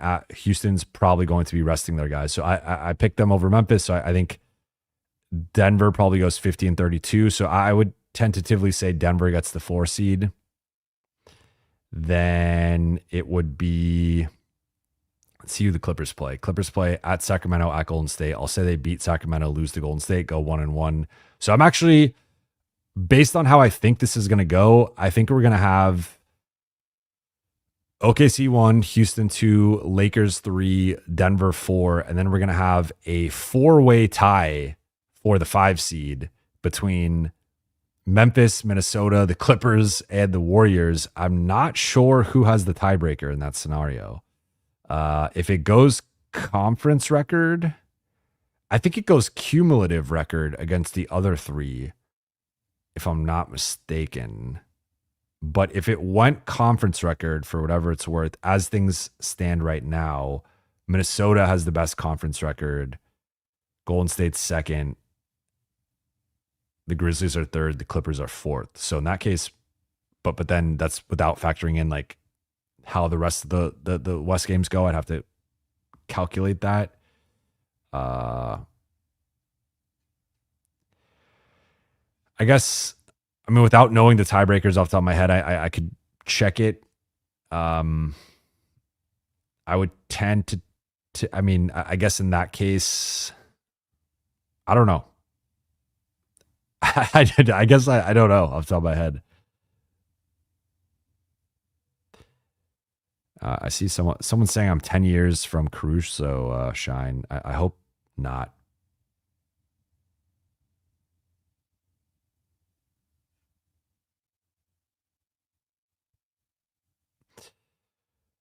So people are saying,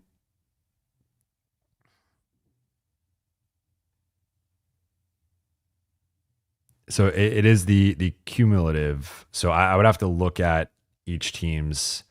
I mean, do you guys want me to calculate this right now? Or I'm coming up with a hypothetical situation where 4 teams tie.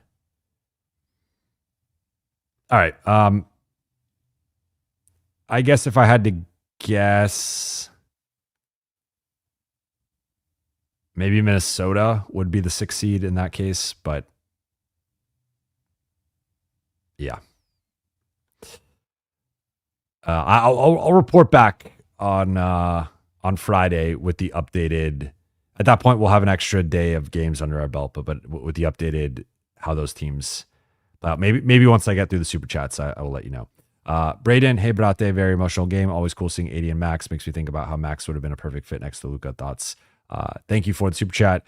And yes, I'm with you. I mean, I said that immediately in the aftermath of the trade that like I feel like Max is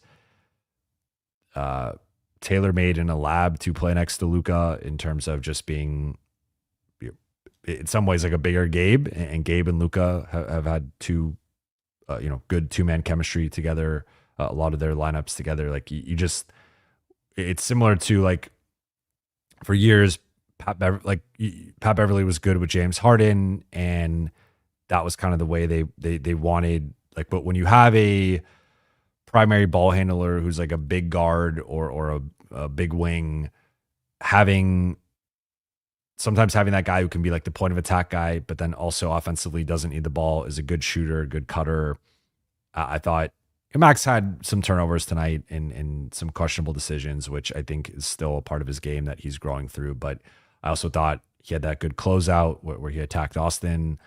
He had some good finishes, some good jumpers. So I thought he played good defense for the most part. So he continues to, he's going like up and down roller coaster in Dallas, which for a young player you expect. But I think long term Max is going to be I would not be surprised if at some point in his career he's a champion as like a Danny Green type, where he's either a starter or like a key bench player as just a two-way wing that helps play winning basketball. So yeah, I think he would have been a great fit with Luka. David, thank you for the super chat. Impressed how LBJ made Luka the alpha so graciously. Team chemistry seems great. Noticed LBJ only does his interviews in the locker room. Thoughts? Yeah, I think LeBron has really embraced Luka, and I think I've kind of talked about this before too, but I think LeBron has like wanted this. I think he has wanted a player to come in and take the reins a bit, and him to cede some of that control and cede some of that spotlight. But I also think LeBron is such a genius that he's not going to just give that up to anybody. And I think it had to be like earned to an extent. And I think he already was a fan of Luka, and I don't really think like Luka had to like come in and earn anything per se, but I think Luka did come in and show right away what he can do offensively and how he could fit in with this group and just how he can elevate them. And I think LeBron has seen that firsthand, and I think LeBron has also welcomed it and encouraged it. And I think from the first day of saying fit out instead of fitting in, the opposite of what he said to Kevin Love famously. I think he's really encouraged Luka to be himself, play his game. And I think we've seen a more spirited LeBron in some ways. I think he was already playing really good defense, but like, I think it's given him more energy in some ways to rebound, to play defense. Like, you do have a finite amount of energy. You don't have an infinite source. So I think it has also allowed him to do other things that the Lakers have needed. Like tonight, I didn't even mention LeBron's defense, but I thought LeBron's defense was awesome against AD on some possessions, but also a lot of possessions against Gafford, against Lively. Like he's been awesome on that end. So I think it's been really cool to see him embrace Luka and empower him in a way that he didn't necessarily have to if he didn't want to. I think it was the right thing to do, but we've seen countless times of guys not do that, right? In these types of situations. And I think LeBron has handled it very well. And then, yeah, LeBron, my understanding is the reason LeBron likes the locker room interviews. I mean, it's a little bit of an easier process where he doesn't have to walk to the podium. There's also a tier dynamic where only tier 1, which is a select number of media, is allowed in the locker room. And there's a tier 2, and they're only allowed in the press conference room. So if you go out to the press conference, you get tier 1 and tier 2. So it's more media. It's a little bit more of a formal setting. But everyone's different because Luka pretty much only does the press conference.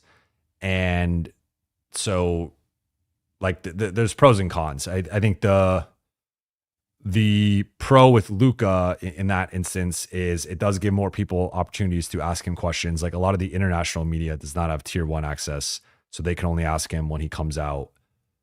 But then there's a little bit more of like a formal process in terms of you got to raise your either you got to raise your hand, or it depends where the mic's getting passed, or like there's a more formal your turn, my turn type dynamic. And then with LeBron though, the pro is it's a little bit more of an organic process, and like you can riff with him a little bit, and there's not really like raising your hand or that type of dynamic.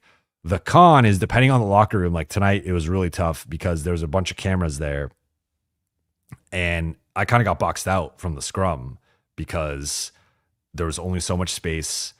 And the highlight of the night was while LeBron was going, I was in the back, and not the highlight of the night, but one of the funniest moments of the night was Luka walks in, and Luka had already been in the locker room before because, as I said, he was getting ready before the game. Obviously, he had been in the locker room, but like Luka walks in from, I think, from treatment, and he's just like, shit, man, I'd never been in this locker room before. It's so small. And I just started like busting out laughing. It was the funniest thing because that's a real thing for guys who like the home team guys never go in the visiting locker room. So if you've been in Dallas and you've only been in the home team locker room, of course you've been in visiting locker rooms in other arenas, but you have no reason to go in the visiting locker room. So this was Luka's first time as a visitor at American Airlines Center, and it is an oddly shaped locker. It's very narrow, and because of that, it like you just get you get a bit claustrophobic, and people have their elbows out and stuff. So I wasn't really interested in fighting people in the LeBron scrum, so I just went over and talked to Austin for a bit and was talking to him about his story or the story from earlier. So I would say the con with LeBron is it kind of becomes a madhouse where depending on where you're at and just how many people are interested in talking to LeBron, it almost becomes a free for all of like people boxing each other out and elbowing each other to like get space, and that's never fun. So I think between the two, I actually kind of prefer Luka's approach, but I get why LeBron does it. He could just sit there in his towel, doesn't have to get dressed, doesn't have to walk. He could just talk to us, go shower, get dressed, dip. And that's what he likes to do. Kubi, thank you for the super chat. Did you see your local Dallas interview they did in the stadium of you got your name wrong? I did not see that. I actually did that interview in OKC, but I'm guessing they pronounced my name wrong, or did they spell it wrong? Because I'm used to the pronunciation, unfortunately. The spelling, that would be offensive for me. Borna, thank you for the super chat. Warriors losing tonight gives them the highest chance to be the number 6 seed. Only real LA can avoid Golden State round 1 is Grizz winning out back to back with Minnesota and Denver not happening. Get ready for Golden State. Okay, so I mean, I went through it and I picked those 4 to tie. I don't know, again, off the top of my head, the tiebreaker there in terms of how those teams match up. But if it is Golden State, then it's Golden State. And I would still pick the Lakers to win that series. It's going to be a tough series. I think it's going to be a long series, but it's also going to be a fun series, objectively. LeBron, Steph, Lakers, Warriors, LA, San Francisco, or LA versus the Bay, whatever. Yeah. Lakers Twitter versus Warriors Twitter. It's going to be a fun one. D'Lo's strongest soldier. Thank you for the super chat. That 1 40-second clown show possession. LOL. That's the other side of the Harlem Globetrotters possession is calling it a clown show possession. Yeah, that was a wild one. That again, some fun passes, but I don't know if we're gonna see it again. Fahim, thank you for the super chat. Do you think Braun is still a slight bit compromised from the groin strain? How do you think he'll look in the playoffs? His health has been an issue these last few years, plus later rounds only have 1 day off. I would say slightly compromised. I think that's a good way to put it. I don't think he is fully back to where he was pre-injury, but I think he's getting closer. He had that nice lob from Austin again, which I wish he was asked about so he could make another joke about being out for like 3 days after that. I think he's looked better. So I think there's been real progress on the health front. The fact that he played in a back-to-back, and I know he had played in back-to-backs before, but like this could have been one that they just chose like to be safe or precautionary with and hold him out. The only player that was held out was Rui. So I think that bodes well for LeBron. I think he'll look good in the playoff. Like there's a chance it's like 2023 where he is a bit physically compromised, but he is so skilled and smart and just rawly talented that he will find ways to produce and create advantages for the Lakers. I think one of the biggest aspects again is his preparation, his attention to detail, his game planning, and I think he's a real asset in the playoffs in terms of game plan and strategy. I think the one area with him that I don't think is quite back yet has been, I think he's been struggling to beat guys off the dribble.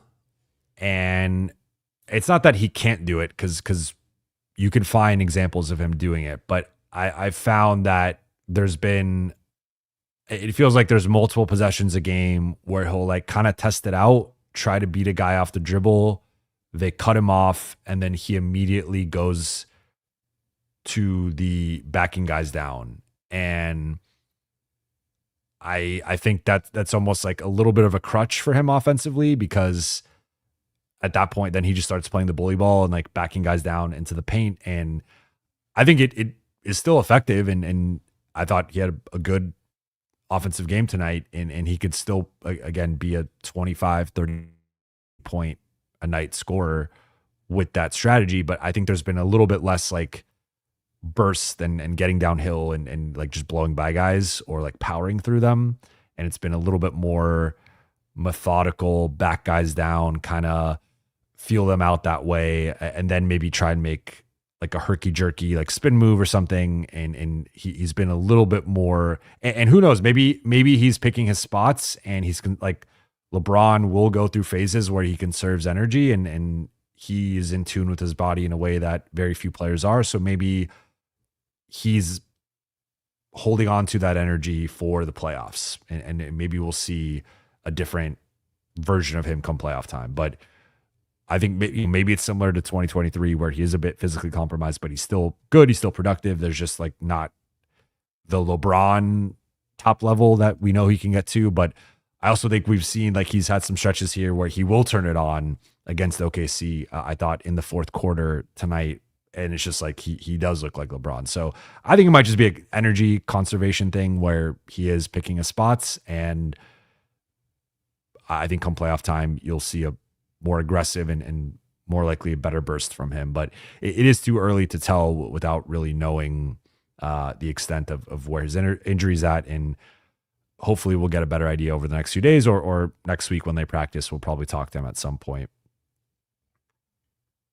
Harry Chinani, thank you for the super chat. Wanted to see LBJ attack the paint more like he did in the fourth quarter. He's the best to ever do it and still unstoppable. Doesn't need to shoot too many threes. So this is a continuation of the point I was just making. I thought it looked much better in the fourth quarter, which would indicate he is picking his spots. Like I will say with his workload and his mileage and the injury, and remember he's had a foot injury that has been ongoing all season, and the age, it's just like I don't know if you can expect him to be attacking the paint for 4 quarters every night. That again might just be a playoff thing, or maybe a 2-quarter, 3-quarter type thing, but not a 4-quarter type thing. So I think also sometimes with LeBron, he will try to test the jumper early and then use that as a way to get downhill, because then if he hits a couple 27-foot threes, all of a sudden teams will guard him slightly differently, and then that opens up attacking closeouts and when they're pressuring you, that's when it's a little bit easier to blow by them. That's really the reason why teams don't press that often anymore, because these guys are so skilled and so quick that you press them too much or too close, they can blow by you. And I think with LeBron, that's something you see sometimes, but I wouldn't be too worried about it. I think I agree. Sometimes there can be some settling for threes. I think I've talked about this before, but one thing that is a natural fit between LeBron and Luka is Luka likes to get going early, establish himself as a threat offensively, and then use that threat against the defense and pick them apart and get his teammates going. LeBron's almost the opposite, where he likes to feel out the game, get his teammates going, then use that against the defense where they're expecting him to pass, be in playmaker mode, and then he attacks. So they kind of have a natural like yin yang with that. Yin yang twins. My mind's in the gutter. They have a natural balance there, I think, with like how they approach the game. And Luka hits, he's gonna jab and throw some haymakers early, or maybe throw the early haymakers. LeBron's gonna jab, and then Luka's gonna start to jab. LeBron's gonna throw the haymakers, and like it just makes a nice balance there. Hey Chinani, thank you for the super chat. Fire Nico Chance need to stop. Time to move on. I'm with you. I would say like this was the closure, I think, for Mavericks fans to some extent, and having this experience. Look, they were rooting hard for the Lakers. Like it felt like a Lakers home game, and it wasn't just like, of course, Luka was getting the bulk of the cheers and whatnot, but like they wanted the Lakers to win that game. I still think, like, I thought the shirts were a nice touch. The video tribute was a nice touch. They gave Luka the respect he deserved. I just still feel like they really botched this whole situation in terms of how they handled it. And I think Nico Harrison should have done a sit-down interview with ESPN or another probably on TV, ESPN or TNT, and talk through the trade.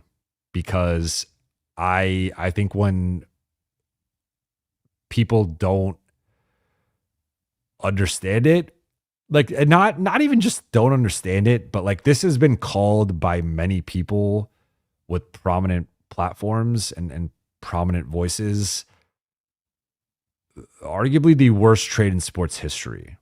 And like when something reaches, like, it's one thing to like make a bad trade.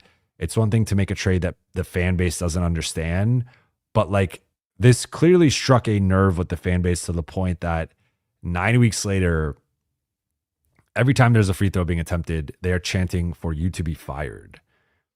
I walked outside the arena, and there's a 7-Eleven down the street that I walked to go get a couple things, and there was a box of clown noses outside the arena. Why do you think there was a box of clown noses? Like, at some point, I think Nico needed to handle, and I don't know who was advising him or what, but like he could have diffused so much of this if he just came out, did a sit down interview, said what he had to say. Would have had to be careful with how critical they were of Luka. Maybe played up like how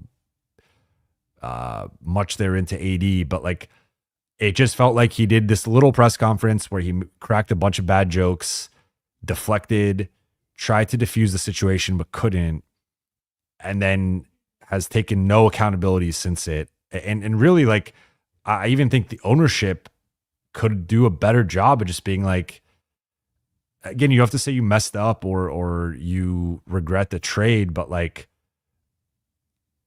I don't know. I feel like they have not taken the proper accountability for how, like, regardless of if they think this is the right move, and we'll know in 5 to 10 years, like, where both teams ultimately went. You upset and not just upset, but like hurt Like, I think that's the biggest thing with Mavericks fans. Like, Mavericks fans are hurt. They're devastated. They are crushed. And for you to make a move that does that to your fan base, like, even if you think that is the right move, I think you need to extend some empathy and at least explain it a little more than they have, because their version of explaining it has been leaking stuff to Dallas reporters that Luka was fat and in bad shape and didn't work hard and didn't play defense. And remember game 3 in the finals. And it's just like, that's not the way to handle it. That is like, it has only made it worse, really. So I'm with you. I guess I just think they've done a disaster class of like how to handle the situation. And tonight was a step in the right direction, but it might just be too late. And now there's the report from ESPN. They're projected to lose hundreds of millions of dollars from this trade over the next few years. Few years, not like decade or like next few years. They're going to lose hundreds of millions of dollars. That's insane, but that's their fault. The Snow, thank you for the super chat. I think AD went easy on us, and to help the Lakers, he was letting Braun slide through so many times. I'm not gonna lie, there was like a couple possessions where I was like, what's going on with AD and his effort level? I think that's partly AD, like the gift and the curse, the pros and the cons. I don't know. I don't know if I necessarily agree with that, because I think AD on some level wanted this game. Like, he's a competitor. I don't think he loved being traded and being traded in the manner that he was traded. Just from a professional pride perspective, like, if people are calling this the worst trade of all time, if I'm AD, I got to take some offense to that. Like, if I'm AD, I'm like, the gap between me and Luka isn't Max Christie and a first. Like, you think there's more of a gap between us than that? Like, I'm gonna show you there's not. And that would be my approach if I was AD. So I don't know. There was some weird possession. Like, I just think Dallas is kind of a mess offensively. That was the biggest thing for me. Jackson, thank you for the super chat. I'm a little nervous about Rockets defense / Ime Udoka. Look, Ime Udoka is a really good coach. So he's going to get coach of the year votes. Maybe not like first place votes, but he's going to be on a lot of people's ballots. I'm still weighing. I think for me, to be completely honest, it's tough when you have a ballot and you cover a team, because you don't want to like come off as like biased or like a homer or a shill, or at least that's how I don't want to come off of. But I think Kenny Atkinson and Mark Dagnall, with the especially Atkinson, with the steps that those two teams have taken, and with OKC having Chet and Hartenstein and Caruso all go through injuries at various points, and like the defense hasn't missed a beat. They've been statistically the best regular season team of all time, which I don't agree with, but like, that's what they are. I think those two guys should be on the ballot. The third guy I'm strongly considering, and I don't think he's gotten enough love nationally, is JJ Redick. And I think JJ, for navigating all the shit that he's navigated this season, should be on people's ballots, even if it's just at number 3. But I feel like I hear like 7 or 8 coaches mention and no JJ. I'm just like, dude lost his house. And not to make that like the headlining thing of why he should be in coach of the year, but like, he lost his house. He didn't miss any games. And if anything, the team like got better from that point on. But the Lakers having the best defense in the league for 2 straight months, when on paper they do not have the best defense in the league type personnel. They don't miss they're playing with one center, and like, they've been a good rebounding team, a good defensive team. He's incorporated Luka like very quickly. I think JJ should be at a lot of people's coach of the year ballots. So I'm strongly considering him, but Ime Udoka is in consideration as well. He's a really good coach. To be clear, I'm not saying like the Rockets are like some cakewalk. Like, if I was adding, if we want to do the 1 through 7 rankings, right? So I have my 1 through 5 rankings right now, which are for first round matchups. I have Memphis, Denver, Minnesota, Clippers, Warriors. That's my 5.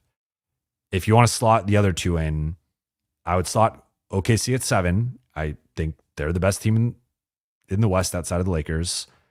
And I would probably put Houston 3 or 4. Them versus Minnesota.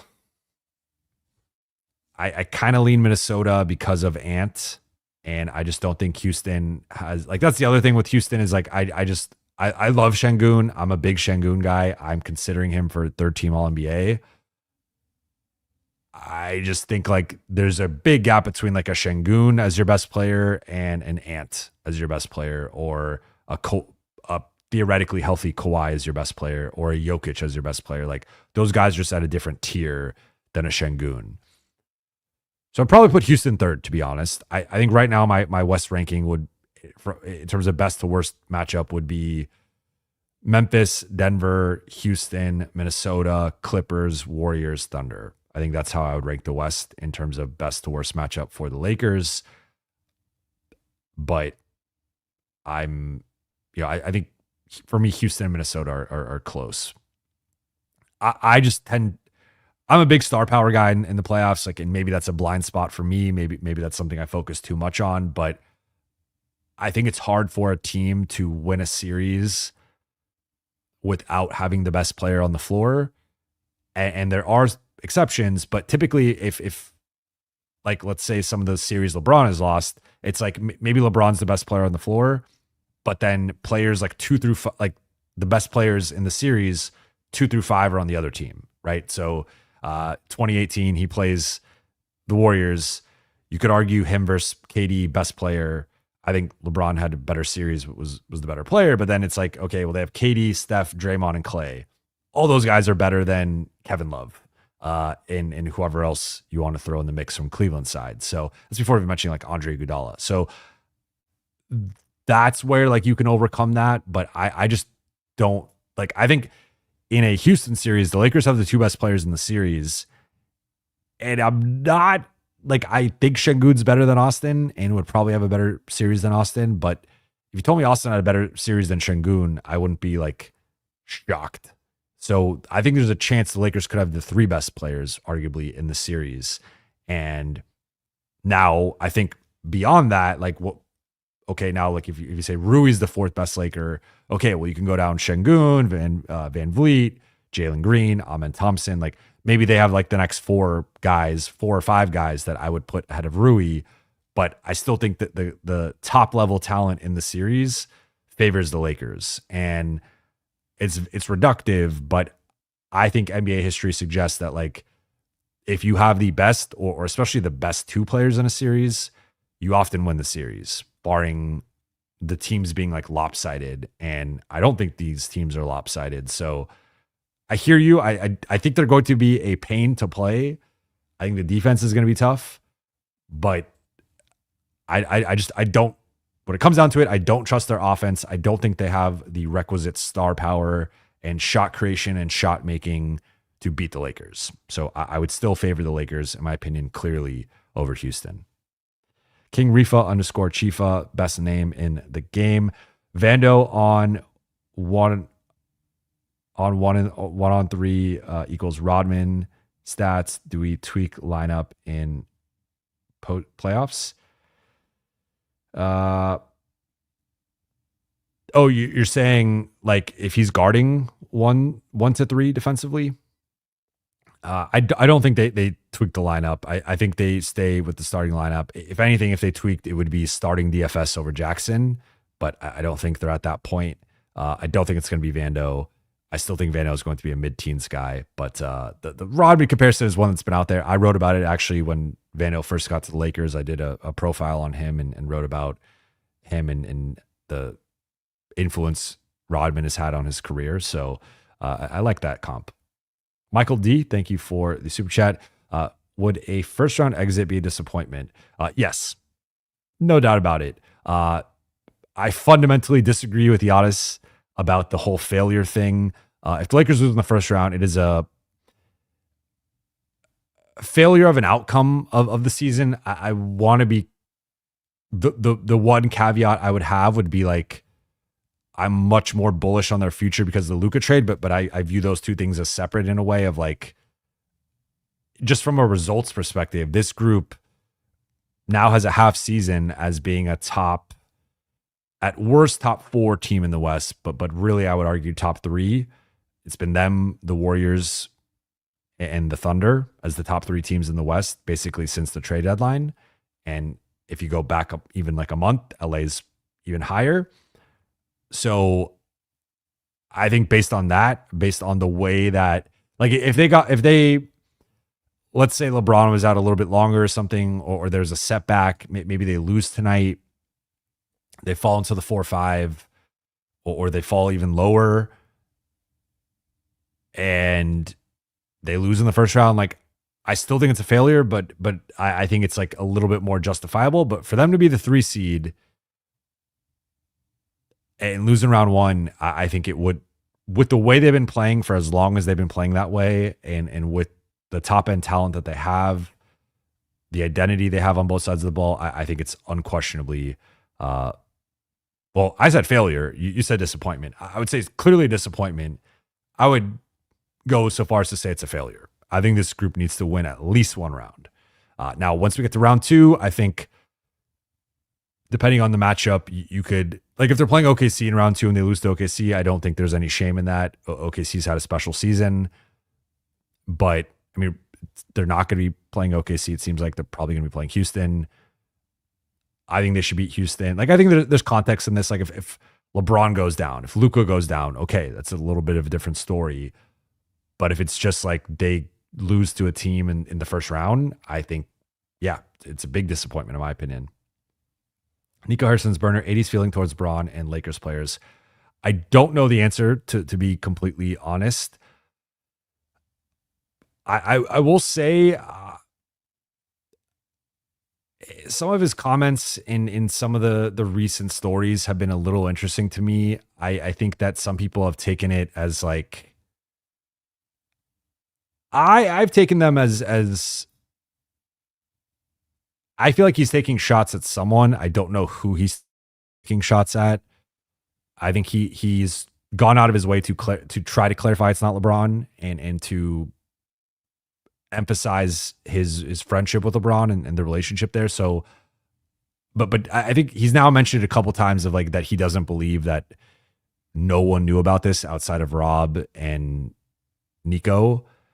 And so I don't know if that's like a JJ shot or what, but like it does feel like there's a little bit of animosity there towards some people or per you know, some person, some people within the organization with regard to like who actually knew, who was actually involved. So that would be my one thing. I don't want to speculate or throw out who I think that is or why or whatever, but like it just taking his public comments, it has seemed like he has felt the type of way about that and that narrative, and he's not fully believed that people didn't know. But they embraced before the game, they embraced after the game. This was not a Kobe Shaq Christmas 2004 type Cold War dynamic. So I don't think there's any outward like public beef, if there is any, but I can't tell you other than what I haven't heard anything, and other than what he said publicly, which again I think has been a little bit more. I've been a little bit more like he seems to be a little upset about things, but again I don't know who it's at, but I don't think he's like as emotionless as he tried to let on, I would say. Lee Baggy, thank you for the super chat. Thoughts on Lakers versus Wolves matchup? I think it would be a good series. I think that's a 5 or 6 game series. I would pick the Lakers. I think one big pivot point within that series would be how Naz Reid and Julius Randle would hold up defensively. I think Gobert, we have already seen Luka versus Gobert, and that does not end well for Rudy Gobert. So I think Rudy Gobert, especially in fourth quarters, crunch time, would probably be played off the floor. And one thing I talked about with Sean Davis when I had him on and we went through the different first round matchups was like, I kind of feel like Minnesota's best lineup or most effective lineup against the Lakers would probably be something like Ant, Nickeil Alexander-Walker, Dante DiVincenzo, Jaden McDaniels, and then a big man. Probably Naz Reid, maybe Julius Randle if they want to go small. But that to me, like you can kind of match up, I guess, with Rui, DFS, LeBron, Luka, Austin that way. Like you probably put Jaden McDaniels on LeBron. Maybe you put Nickeil Alexander-Walker or Ant on, probably Ant on, like, I don't know they don't have a good Luka matchup. They just don't. Dante DiVincenzo's too small. Nickeil Alexander-Walker's too weak. Ant is a little too small, I think. Jaden McDaniels is too skinny. I mean, do they throw Randall? But Randall is not good enough defensive. So I don't know how they guard Luka. I think they might have to blitz him a lot, trap him. But then again, that leads to Lakers' advantages. But let's just say it's Ant. Because Kyle Anderson was actually the one who defended him best, and they don't have Kyle Anderson anymore. But let's just say it's Ant. So maybe Ant on Luka, Nickeil Alexander-Walker on Austin. I would try to put length on him and try to disrupt him a bit. Jaden McDaniels on LeBron. Naz Reid probably on Rui, and then Dante DiVincenzo on DFS, and then vice versa, or Lakers on defense. You're probably going Rui on Naz Reid, DFS on Ant, or Austin on Ant, LeBron on Jaden McDaniels and helping off, Luka on Nickeil Alexander-Walker and helping off, maybe DFS on DiVincenzo, or maybe you put Austin on DiVincenzo, DFS on Ant. That's probably how the matchups go in like crunch time. I don't see how they stick with Randall and Naz Reid. I think both those guys can be targeted a little bit by the Lakers defense. Like I don't love them switching on to Luka. Maybe Naz holds up okay, but I don't love Randall switching on to Luka. And I just, again, I think it's going to be tough to play two bigs against them. So I think that's kind of the pivot point of the series. If Minnesota can get away with staying big, I think that gives them a shot to win the series. And I think that gives them a shot to extend the series at least to like 6 or 7. If the Lakers can dictate the terms of engagement as they've been able to against Memphis, Houston, and OKC, I think it could be a quicker series because I also just think then Minnesota's better players are bigger if we're ranking their best players. And if you're playing those guys off the floor, then they are relying a lot on McDaniels, DiVincenzo, Nickeil Alexander-Walker. And like, I like those guys. Those guys are all solid. They've all developed as shooters throughout their careers. They're all plus defenders. Jaden's a really, really good defender, but I just trust the Lakers small ball identity a little bit more. And again, I think for as great as Ant is, Lakers have two Ants on their side in terms of Luka and LeBron. So like even if he matches one, the other guy is going to be so far ahead. Like this is another, like I don't really trust their second offensive option. If it's Julius, if it's Naz, like I think they still kind of don't have that true number 2 guy. I think Julius's numbers, if you look in the playoffs, have always dipped. He's struggled from an efficiency perspective. So I think there's a case in that series that, let's say Luka's the best player, maybe Ant's the second best player, LeBron's the third best player, though he could also outplay Ant. But like, let's just say for argument's sake, Ant goes off. LeBron's third, but then I think Austin's fourth, ahead of Julius Randle. So I think the Lakers have 3 of the 4 best players in that series. So that's why I think the Lakers would win. Lee says, I meant Lakers vs. Grizzlies. Okay, so I just talked about Lakers vs. Wolves when you meant Lakers vs. Grizzlies. Lakers vs. Grizzlies, similar thing. We just saw them play Zach Edey off the floor. I think even Triple J, for as good as he is defensively, they were able to go at him. Luka can hit a step back on him. Austin could drive by him. Ja is a wild card. We don't really know what to expect from him in terms of like, I thought he was really aggressive to start that game against the Lakers. Then he became like oddly passive, and he was hunting too many shots. Then he stopped shooting. Desmond Bane, I think, is going to give the Lakers some problems. But I think the one thing that would benefit Memphis is like they having a shorter rotation.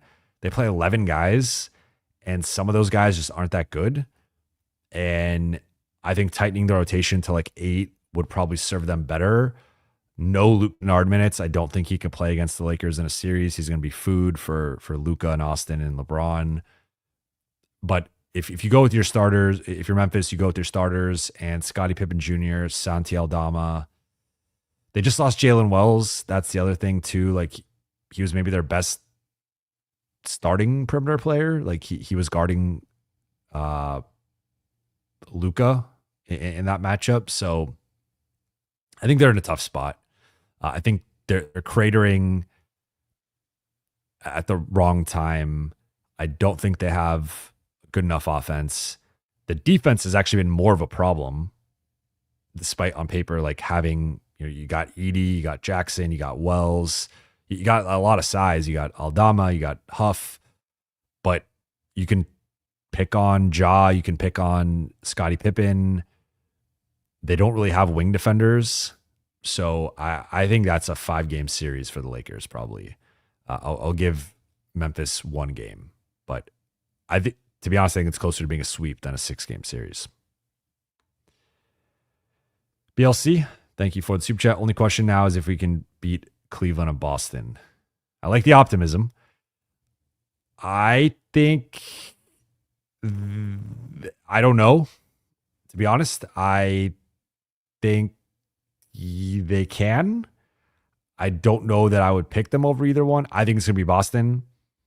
I think Boston's going to come out of the East, but I think Boston will test them with their switchability. They have really good perimeter defenders. Porzingis being healthy is a swing factor here, but if the Lakers get there, they've also won 3 series, theoretically beaten OKC. They're going to be riding sky high confidence-wise. They have a real shot if they get there, but I don't know.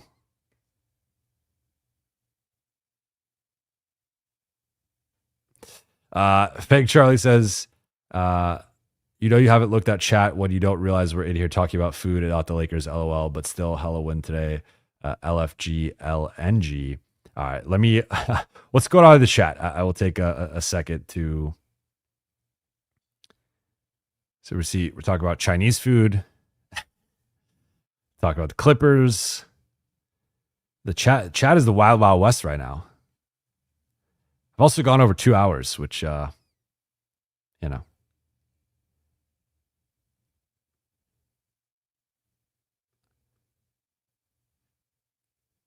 get back to the chat in a second. I got a few more super chats here. Eeg, sup Jovan, the NBA needs to allow top seeds to choose their opponent. Would make regular season even more meaningful. Thoughts? The Warriors are probably 3rd best team. OKC, LA, Golden State, kind of BS. It's gonna shake. We play them. That would be fun. Like if you had your decision day, they had like the decision day draft, and you pick like the top 4 seeds with home court would pick, first, like, so OKC goes first, Houston goes second, Lakers go 3rd, and then whoever's the 4 seed, I think it's going to be Denver, goes 4th. And that would be fun. Now the one complication here is the play-in situation. Like, maybe, I guess you have to wait till the play-in gets determined, and then those 2 teams are in the playoff bottom pool, and then OKC gets to pick, etc. But like, you're also limiting teams' abilities to game plan. So maybe you have to play in, or you got to figure out a way to kind of like make up for the lost time in between picking and the play in or whatever. But I like it. I don't think they'll do it. I don't think, I think the egos involved make it so like, that's why there's no one-on-one tournament. That's why people stop carrying the All-Star game. I think teams would take it as like an embarrassment or too personally or whatever, where I don't think that's going to happen. But maybe they change it at some point. I like it. Diego Cardona, advice for starting a solo audio only podcast. You've come to the right place. I would say invest in, you don't even need like a crazy mic, but like a solid mic, and do your research. There's plenty of, go on YouTube, type, best podcast mics. Maybe you have a podcast mic. If you do, then you're all set. I think the Shure MV7 is a really good one, and that's about $200. So depending on your price point, could be high, could be within your budget.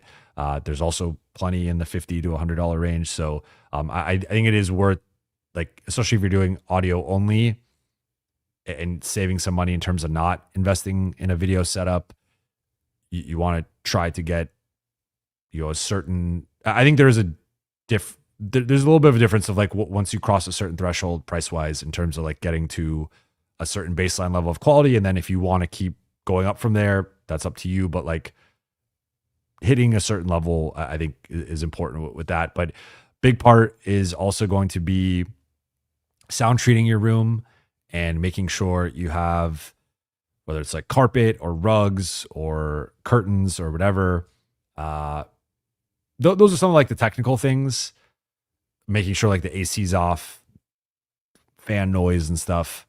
But I think the biggest thing is like, what is it going to be about? Is it going to be about the Lakers? Is it going to be about a different thing? And then from there, I think like figuring out your cadence and your vision for the show. And like for me, I knew that I wanted to do 2 episodes a week. I was going to do 1 solo, 1 with a guest, and then I was going to do these post-game reactions. So it's like the Lakers schedule in a way almost creates the content for me, where I go live after every game. I have my setup there. And then twice a week, I just have to pick out the off days in the schedule. I'll do 1 day with, typically not every week, but like typically 1 episode with me, 1 episode with a guest. So I think figuring out your format, playing with it, be like, I used to not go live with these. I basically all of last season, I did not pre-recorded, but I would record post game and then edit it and then post it. And then I decided, why not just go live? So I think that's like, I mean, to be completely honest, I would recommend going video podcast. I think that's the future and the present. But I don't know like what you're trying to do.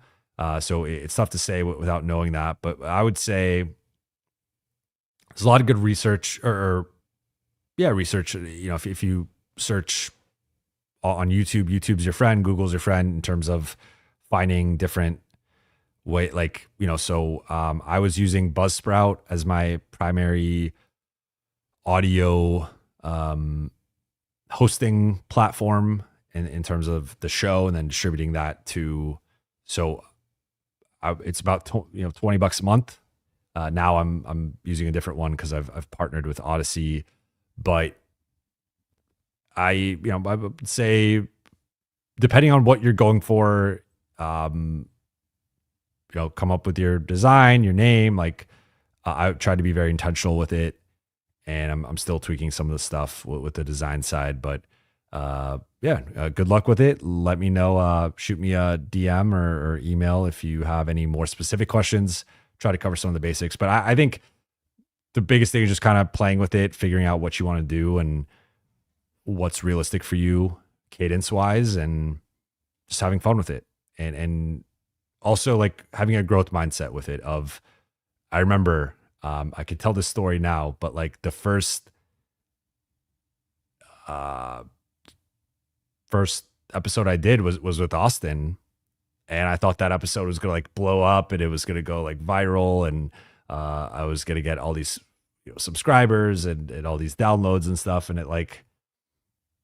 it did like solid, but it wasn't like up to my expectations. And like, I think it took me a little bit of time to realize, like, when you're first starting something, like no one really cares. Like you got to get people to care, and you got to put in the time to build it and build that trust and quality with the audience. And so I think just also have a certain level of patience that you could put something out and it gets however many downloads or views or subscribers or whatever. And like, it's just going to take time to build it. So that's my advice. Keon Park, thank you for the super chat. Well, you just described Braun and Luka and how they like to play the yin yang relationship. After Braun won't happen, I would like to see Giannis and Luka duo for the Lakers next 5+ years. I mean, sure. Sure, if the Lakers could get Giannis, I think that's a smart move. I think it's just a matter of how they can pull that off. Maybe Jokic, maybe he gets upset after one more year in Denver. But yeah, I mean, I think Lakers are an interesting spot because obviously I don't think they're going to kick LeBron out, right? Like I think they're going to ride out LeBron in that situation for as long as he wants to play and as long as he wants to be a Laker. But they also have to look toward like who's the second guy or third guy, depending on how you view Austin, that they want there with Luka. So I think Giannis is probably the best case scenario or up there. It's probably Giannis or Jokic as like the two best case scenarios. Like obviously not both, but one or the other. But yeah, I think Giannis would be a really good fit with Luka. Ali, any Maxi update, last roster spot update? No Maxi update yet. Remember the Lakers issued a update that was really a non-update. I haven't heard anything on him. It's probably worth following up with JJ next game on Friday. And then last roster spot. I said this last night. I really don't want to be aggravated on this, but I have heard it's trending more towards standing pat with the current roster, but there's still a couple of days to change their mind on that. So not saying it's for sure going to happen, but that's the tentative buzz right now. Rich, thank you for the super chat. Congrats in advance on the article. Thank you. I appreciate it. Put a lot of time into it. Haven't done as much feature writing this year because of the schedule, and Lakers are such a news heavy beat that, it just can be hard to write some bigger stories, but I've this one coming out, potentially out already, and then also have another one out, or we'll have one coming out on JJ right before the playoffs. So those are my two big feature stories that are dropping at the end of the season. Hey, Chinani, prediction for 9-10 Sac versus Dallas. You think either can upset 7-8 and sneak into the playoffs? I would pick Sacramento, or whoever's 9, I'll pick, but I think it'll probably be Sacramento. And then no, I don't think, barring an injury or like a crazy, I mean, you can't rule out someone gets hot, hits 22 threes, and they beat someone. So, I mean, that's the risk of being in the play-in. But especially if it's like Golden State, I think the one team I would be a little bit nervous about if I were them would be Memphis in terms of them dropping. But if it's like the Clippers or Minnesota or Golden State as the 8 seed, I think they're going to beat Sacramento. I'd be pretty surprised if they lost. Mr. Messenger, thank you for the super chat. What's your read on AD's mental state? I feel for him. I think he's going through it a bit. Again, I haven't heard specifically anything on that, but just from like a body language perspective, he didn't seem to have the same verve to drop a verve reference 2 hours and 13 minutes into this. Didn't have the same verve that he typically has. So I know he just got back from the injury not too long ago, and with him sometimes it can take a bit to ramp up fully and get back into game shape and whatnot. But the vibes were a bit off tonight, I'm not going to lie. Then a couple here from Eeg. First one, things I did not miss: 80s long twos and forced post touches, both terrible points per possession. JJ has to love that those don't exist anymore. PS, the 80 shots are definitely directly at Rob/Genie. I'm not going to comment on the last point, but I will say, I think we saw the underbelly of the 80 offense and some of the limitations there. Again, I do think it's partly because of Dallas's limitations, and I think they would look a lot better if they had Kyrie, and if it was Kyrie 80 2-man game and what that would look like. But certainly some of it is 80 and his limitations. And I'm sure like JJ would rather be bombing threes, as DFS said after the game. And then next one here, getting crazy far ahead, but assuming Lakers don't win the title, I think LeBron sets an interesting league precedent by a large discount that allows him to get a that's Nikhil Alexander-Walker, or whoever else. What do you think? Lastly, any Kleba update? No Kleba update. Just answer that one. Um, I the thing I've consistently said with LeBron and the whole up discount talk is to go back to last summer, he was willing to take a discount, but if you look at the players he was willing to take a discount for, it was a combination of name brand players and also I think largely players that were not available. So the list, to my recollection, was 4 players long, and it was James Harden, DeMar DeRozan, Klay Thompson, and Jonas Valanciunas. Realistically, they had no shot at DeMar DeRozan or James Harden. If you look at the contracts those guys signed, the Lakers could not get anywhere close to that ballpark. Even Klay was going to be a bit of a stretch to get there. They could have manipulated some things and done a sign and trade, been hard capped at the first apron, and he was picking between the Lakers and the Mavericks and ultimately picked the Mavericks. But that one was like I mean, like it was realistic if he picked the Lakers, but it was going to take them jumping through some hoops to even make that happen. The only player that was like really realistic was Jonas Valanciunas, and for whatever reason, he picked the Wizards. So I say all that to say, like, I'm a bit skeptical LeBron takes a earth-shattering pay cut. I think he's talked about at various points in his career of like he was underpaid. Like if you look at like 2010 when he left Cleveland, they estimated those losses over those 4 years were worth like over $1 billion to the city of Cleveland. So LeBron, like in his mid 20s, like when he was Luka's age, was probably easily, not even probably, like easily worth $75-100 million a year. And he was making probably in the 20s at that point. So I think on some level, LeBron feels like he's been underpaid throughout his career, and rightfully so. He has been underpaid throughout his career. And so I think there are going to be players this summer that he would take a pay cut for. I think it is going to be a relatively high bar. And I also wonder how realistic some of those guys will be. So I could be wrong. And if I'm wrong and he takes a massive pay cut, then that's great. That's great for the Lakers.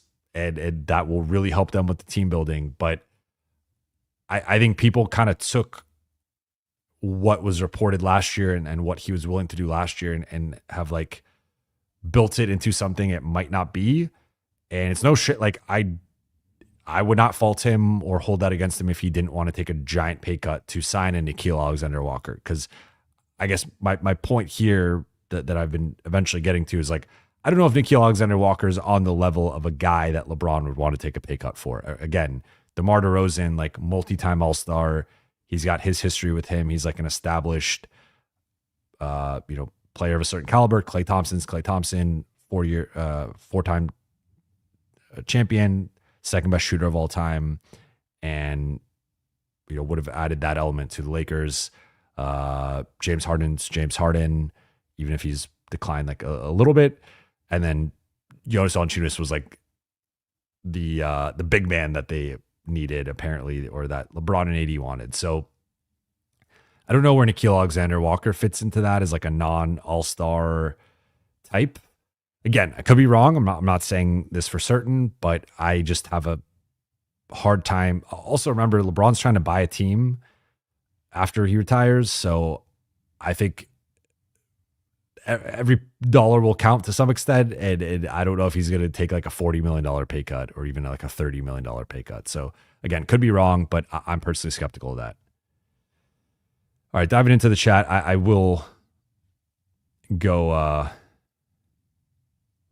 5 more minutes because I'm at the 2.5 hour mark, and I have to get some rest, and I'm actually recording an episode in the morning and then flying back.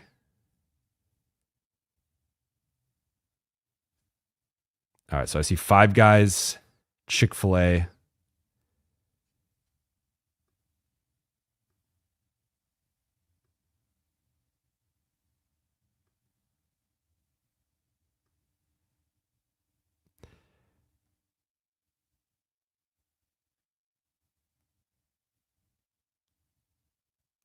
Generational Hater says Lakers would be title favorites with Steven Adams. I actually think I've done this exercise before, but when looking at the money that the Lakers are projected to have and the exceptions and whatnot, I think Steven Adams is potentially a realistic option for them. More likely for the taxpayer mid-level exception. And I agree. I think he's really good for his skill set and his role. And they got him. I think that would really give them that physical big that they've been lacking. And you could keep Jackson and start him.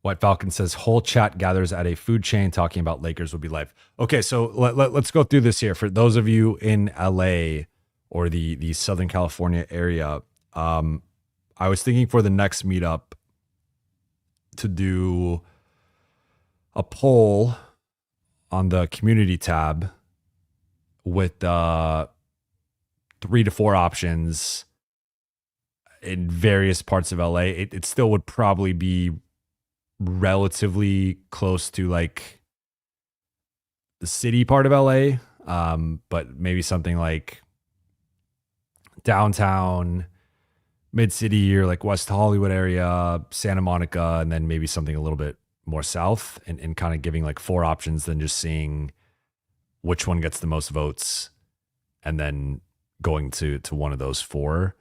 But let me know if you guys are just in that.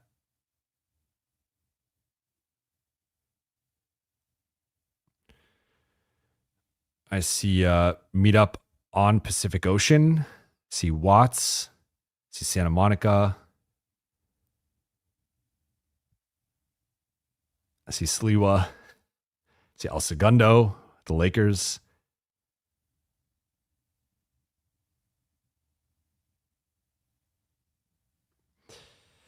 Adam Habib, what are some of your thoughts on Warriors losing? I think they went in knowing it was a must-win fluke, or are we overrating them? Certainly could be overrating them. I think that, though, like, just look at the Lakers. Like, they've had some losses to subpar teams that I think sometimes there can be a focus issue. Now, theoretically, the Warriors should not be having that at this point of the season where every game is a must-win, so that would be the counterpoint. But, like, the Lakers have had a tendency to play down to their competition at some point, or, at various points this season. I think there could have been an element of that tonight. I haven't looked at the box score or watched the game. Obviously, I was at Lakers-Mavs, and then writing after. I know Harrison Barnes hit the game winner, but looking at the box score quickly, Steph had 30, Jimmy had 28, Draymond had 13. Looks like Pajamski and Moody and Buddy Hield all had rough nights offensively. Damn, the Spurs had 7 guys in double figures. Spurs are gonna be good, man. Once they get De'Aaron Fox and Wemby back, like that's gonna be a playoff team next year. See K-Town, El Segundo Habit, OC, Gardena, Keon Park. Have you tried BB Go? I have, but I've only had frozen BB Go, which I guess I don't know if it's all frozen or if there are. It's not bad. It depends on the dish. I see international meetup. We will be doing one of those. I see there's been multiple El Segundos, so maybe El Segundo will be one of the 4. Maybe I'll do like Santa Monica, El Segundo, downtown or K-Town, and then something closer to me, and then let you guys vote on it.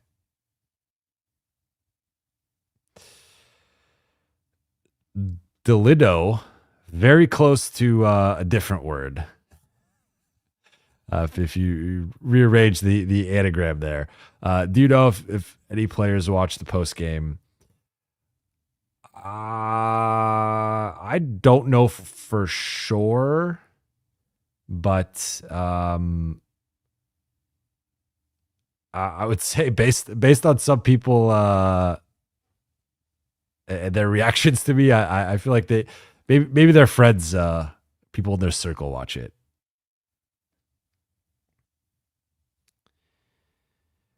Jay, how many people can fit in a suite at crypto? Well, how many people can fit and how many like tickets can you have are two different things because you can fit a bunch of people in there. But I don't know, maybe 10, 12 in terms of like tickets. In terms of how many you could fit, you could probably fit like 40. Hans de Leon, hoping for the next Lakers vlog. I am doing a vlog off this trip, so you are in good hands.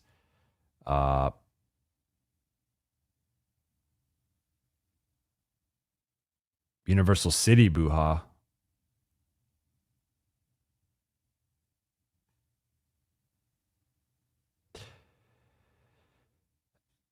Omar's Hall, are they flying to LA tonight? Yes, they are flying back tonight.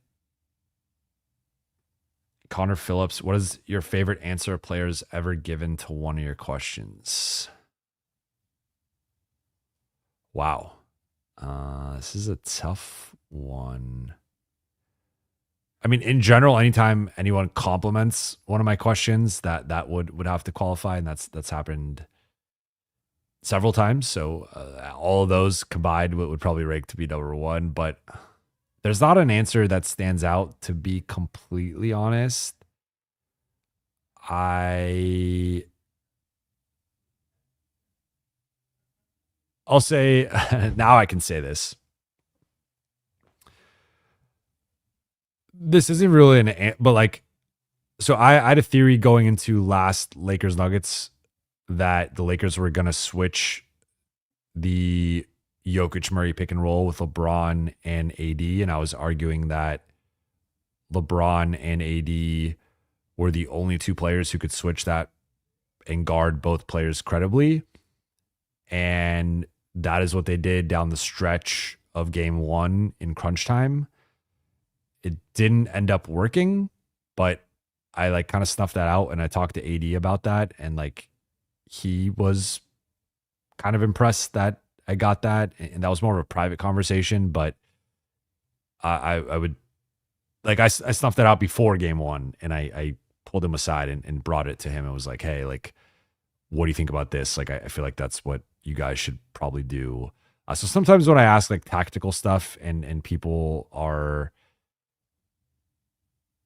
impressed or kind of that's like along the same lines what the team is thinking, but in a press conference, I don't know. To be honest, like maybe something I asked LeBron at some point, but I don't know off the top of my head, to be honest. It's a really good question though. I appreciate it. Hey Chinati, what are your travel plans for the summer? Depends when my summer starts. My summer could go into late June. But I get my son will be with me for about a month, split that over a couple of weeks. So spend some time with him, probably take him to New York. He's never been. So I want to take him to New York for the first time. Also, my brother's out there. Then at some point in August, I will, I want to go to Europe or do some type of international trip.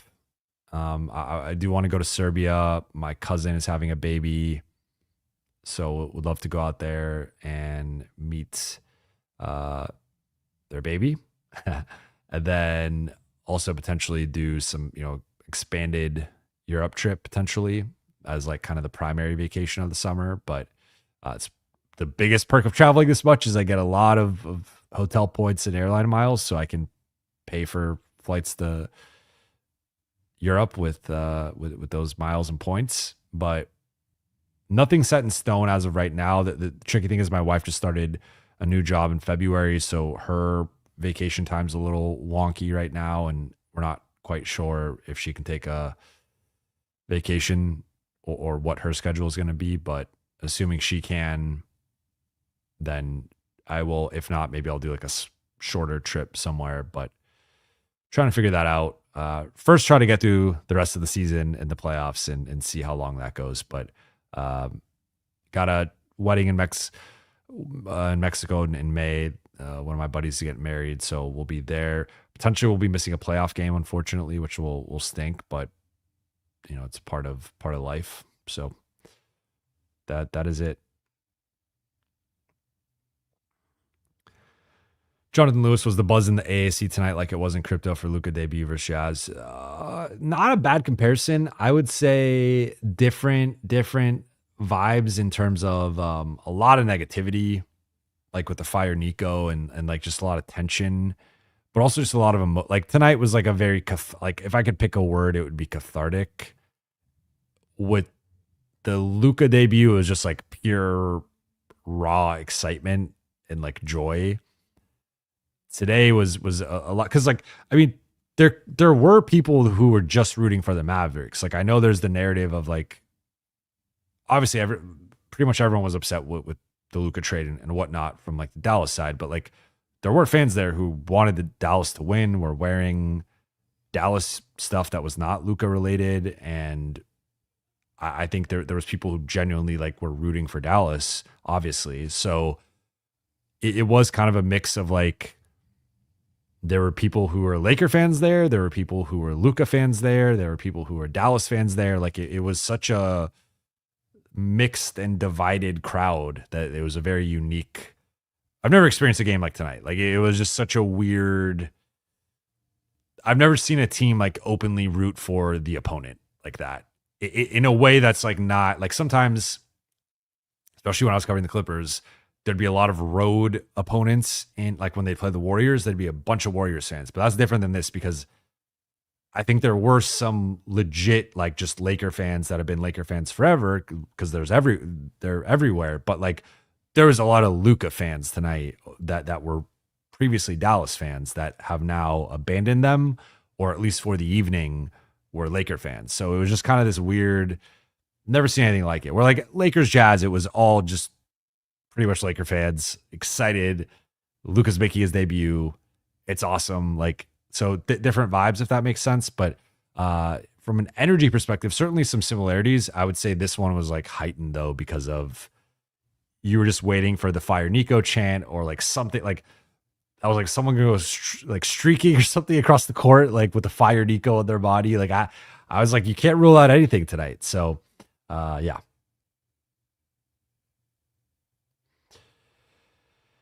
Antonio Rossis, who or what initially got you interested in basketball? My friend, shout out to Josh Pizer, got me into it in third grade.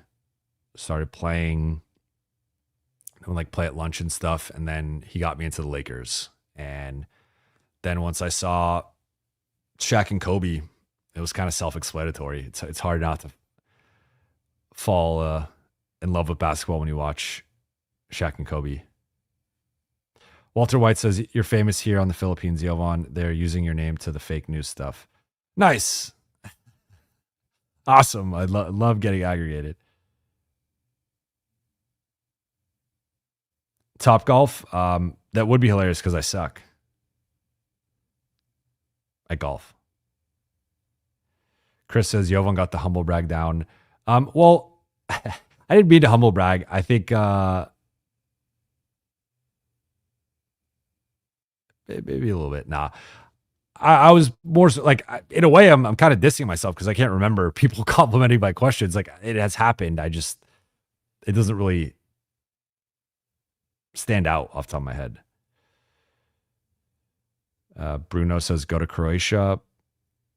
I'm interested. I don't. There's, I don't know. I'll say I've not been welcomed by all Croatians online. I'll leave it at that. That's not where I want to end it. Chris says that was a compliment. Yeah, I wasn't taking it not as a compliment. I appreciate it. I was giving more context to it. Akuraman says Croatia beautiful. It is beautiful. It is very beautiful. They got the scenic. With the Yugoslavia breakup, they got the scenic side. William Ruiz, do you think you could score an NBA player? No. Like it's. I'll say this: like, could you like take a step back, like Hail Mary, and like make it? Probably, but I don't know if I consider that like actually scoring. I would consider scoring like a bucket's a bucket, but you know, if you like driving on someone or like posting them up or like actually doing a move on them and like hitting a step back or something like that. That's a little different. I think technically anyone could just fling anything up, and like that's kind of the beauty with basketball. Sometimes you can make those shots, but I think in like a traditional sense, I would say no. JC, you asked, do I follow any other sports? I've gotten into fantasy football. That's kind of been one of my vices, but other than that, not really. I'm pretty like NBA at this point is almost an 11 month a year sport. It's at least 10, but getting to 11, I'm so locked into that. And really, to be honest, like I can enjoy other sports and like what makes them great and whatnot, but I'm a basketball fan first and foremost, and specifically an NBA fan. Like even college basketball or high school basketball or G League. Like G League's part of the NBA, so I can, I do enjoy going to G League games, but I've always just been like NBA, and that's just been my thing. So, no username 12. Yo, when do you plan on being a beat writer in the long term, or do you have other plans with your career? Let's just say I'm doing my plan right now. So that's as best as I can answer that question. But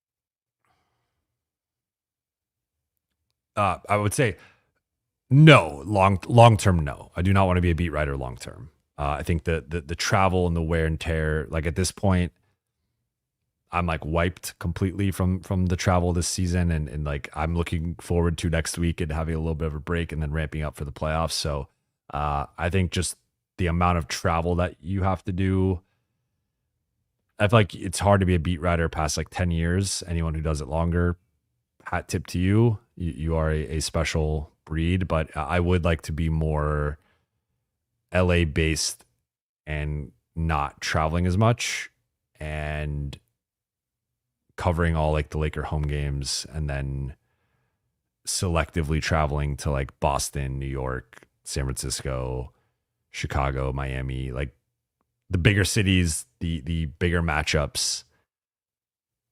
That's the goal longer term.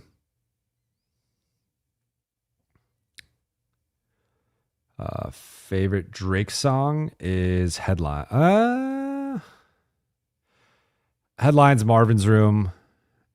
Sleeper is Days in the East.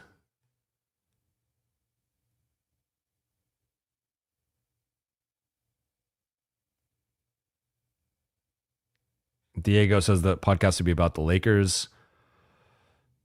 Then I think the thing I would really try to focus on is like, what can you bring to the podcasting market that no one else can bring, right? So I think like for me, one of the things that I like to think I bring is like I am one of the 4 beat writers who covers the team on a daily basis, and none of the other ones have a podcast, and so I'm bringing you a different lens through like being in the locker room, being on the road, being around these guys on a daily basis, like what that's like, the insights, the reporting, the observations, all that stuff. Like, I think that's part of it. Then, hopefully you guys also notice that I put a lot of time into like analyzing and research and talking to people and learning stuff. And like, ideally, I also bring an element of analysis and perspective and whatnot. But like, I think it's finding like what makes you, what makes you unique, and then building that out.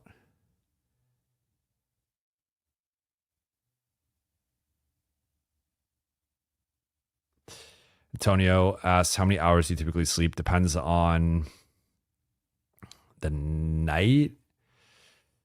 Say between 6 and 7, not as much as I should. Arthur, super chat. Thank you for the super chat. What chances do you give the Knicks/Cavs to beat the Celtics? If let's say like we're doing a percentage, I would give the Knicks. I just think the Celtics are a bad matchup for the Knicks. I would give the Knicks 27% chance. So I'd make Boston 73% favorites, I guess, in that series. Cavs, Celtics, I think is obviously much closer. I'd probably lean 55-45 Boston. Like, I think it's close. I would pick Boston, but that doesn't mean I think it's like a for sure thing. I think Cleveland's really good. So I would lean 55-45 Boston. I like it, Ryan. Over My Dead Body is one of the better ones. It's up there for me too.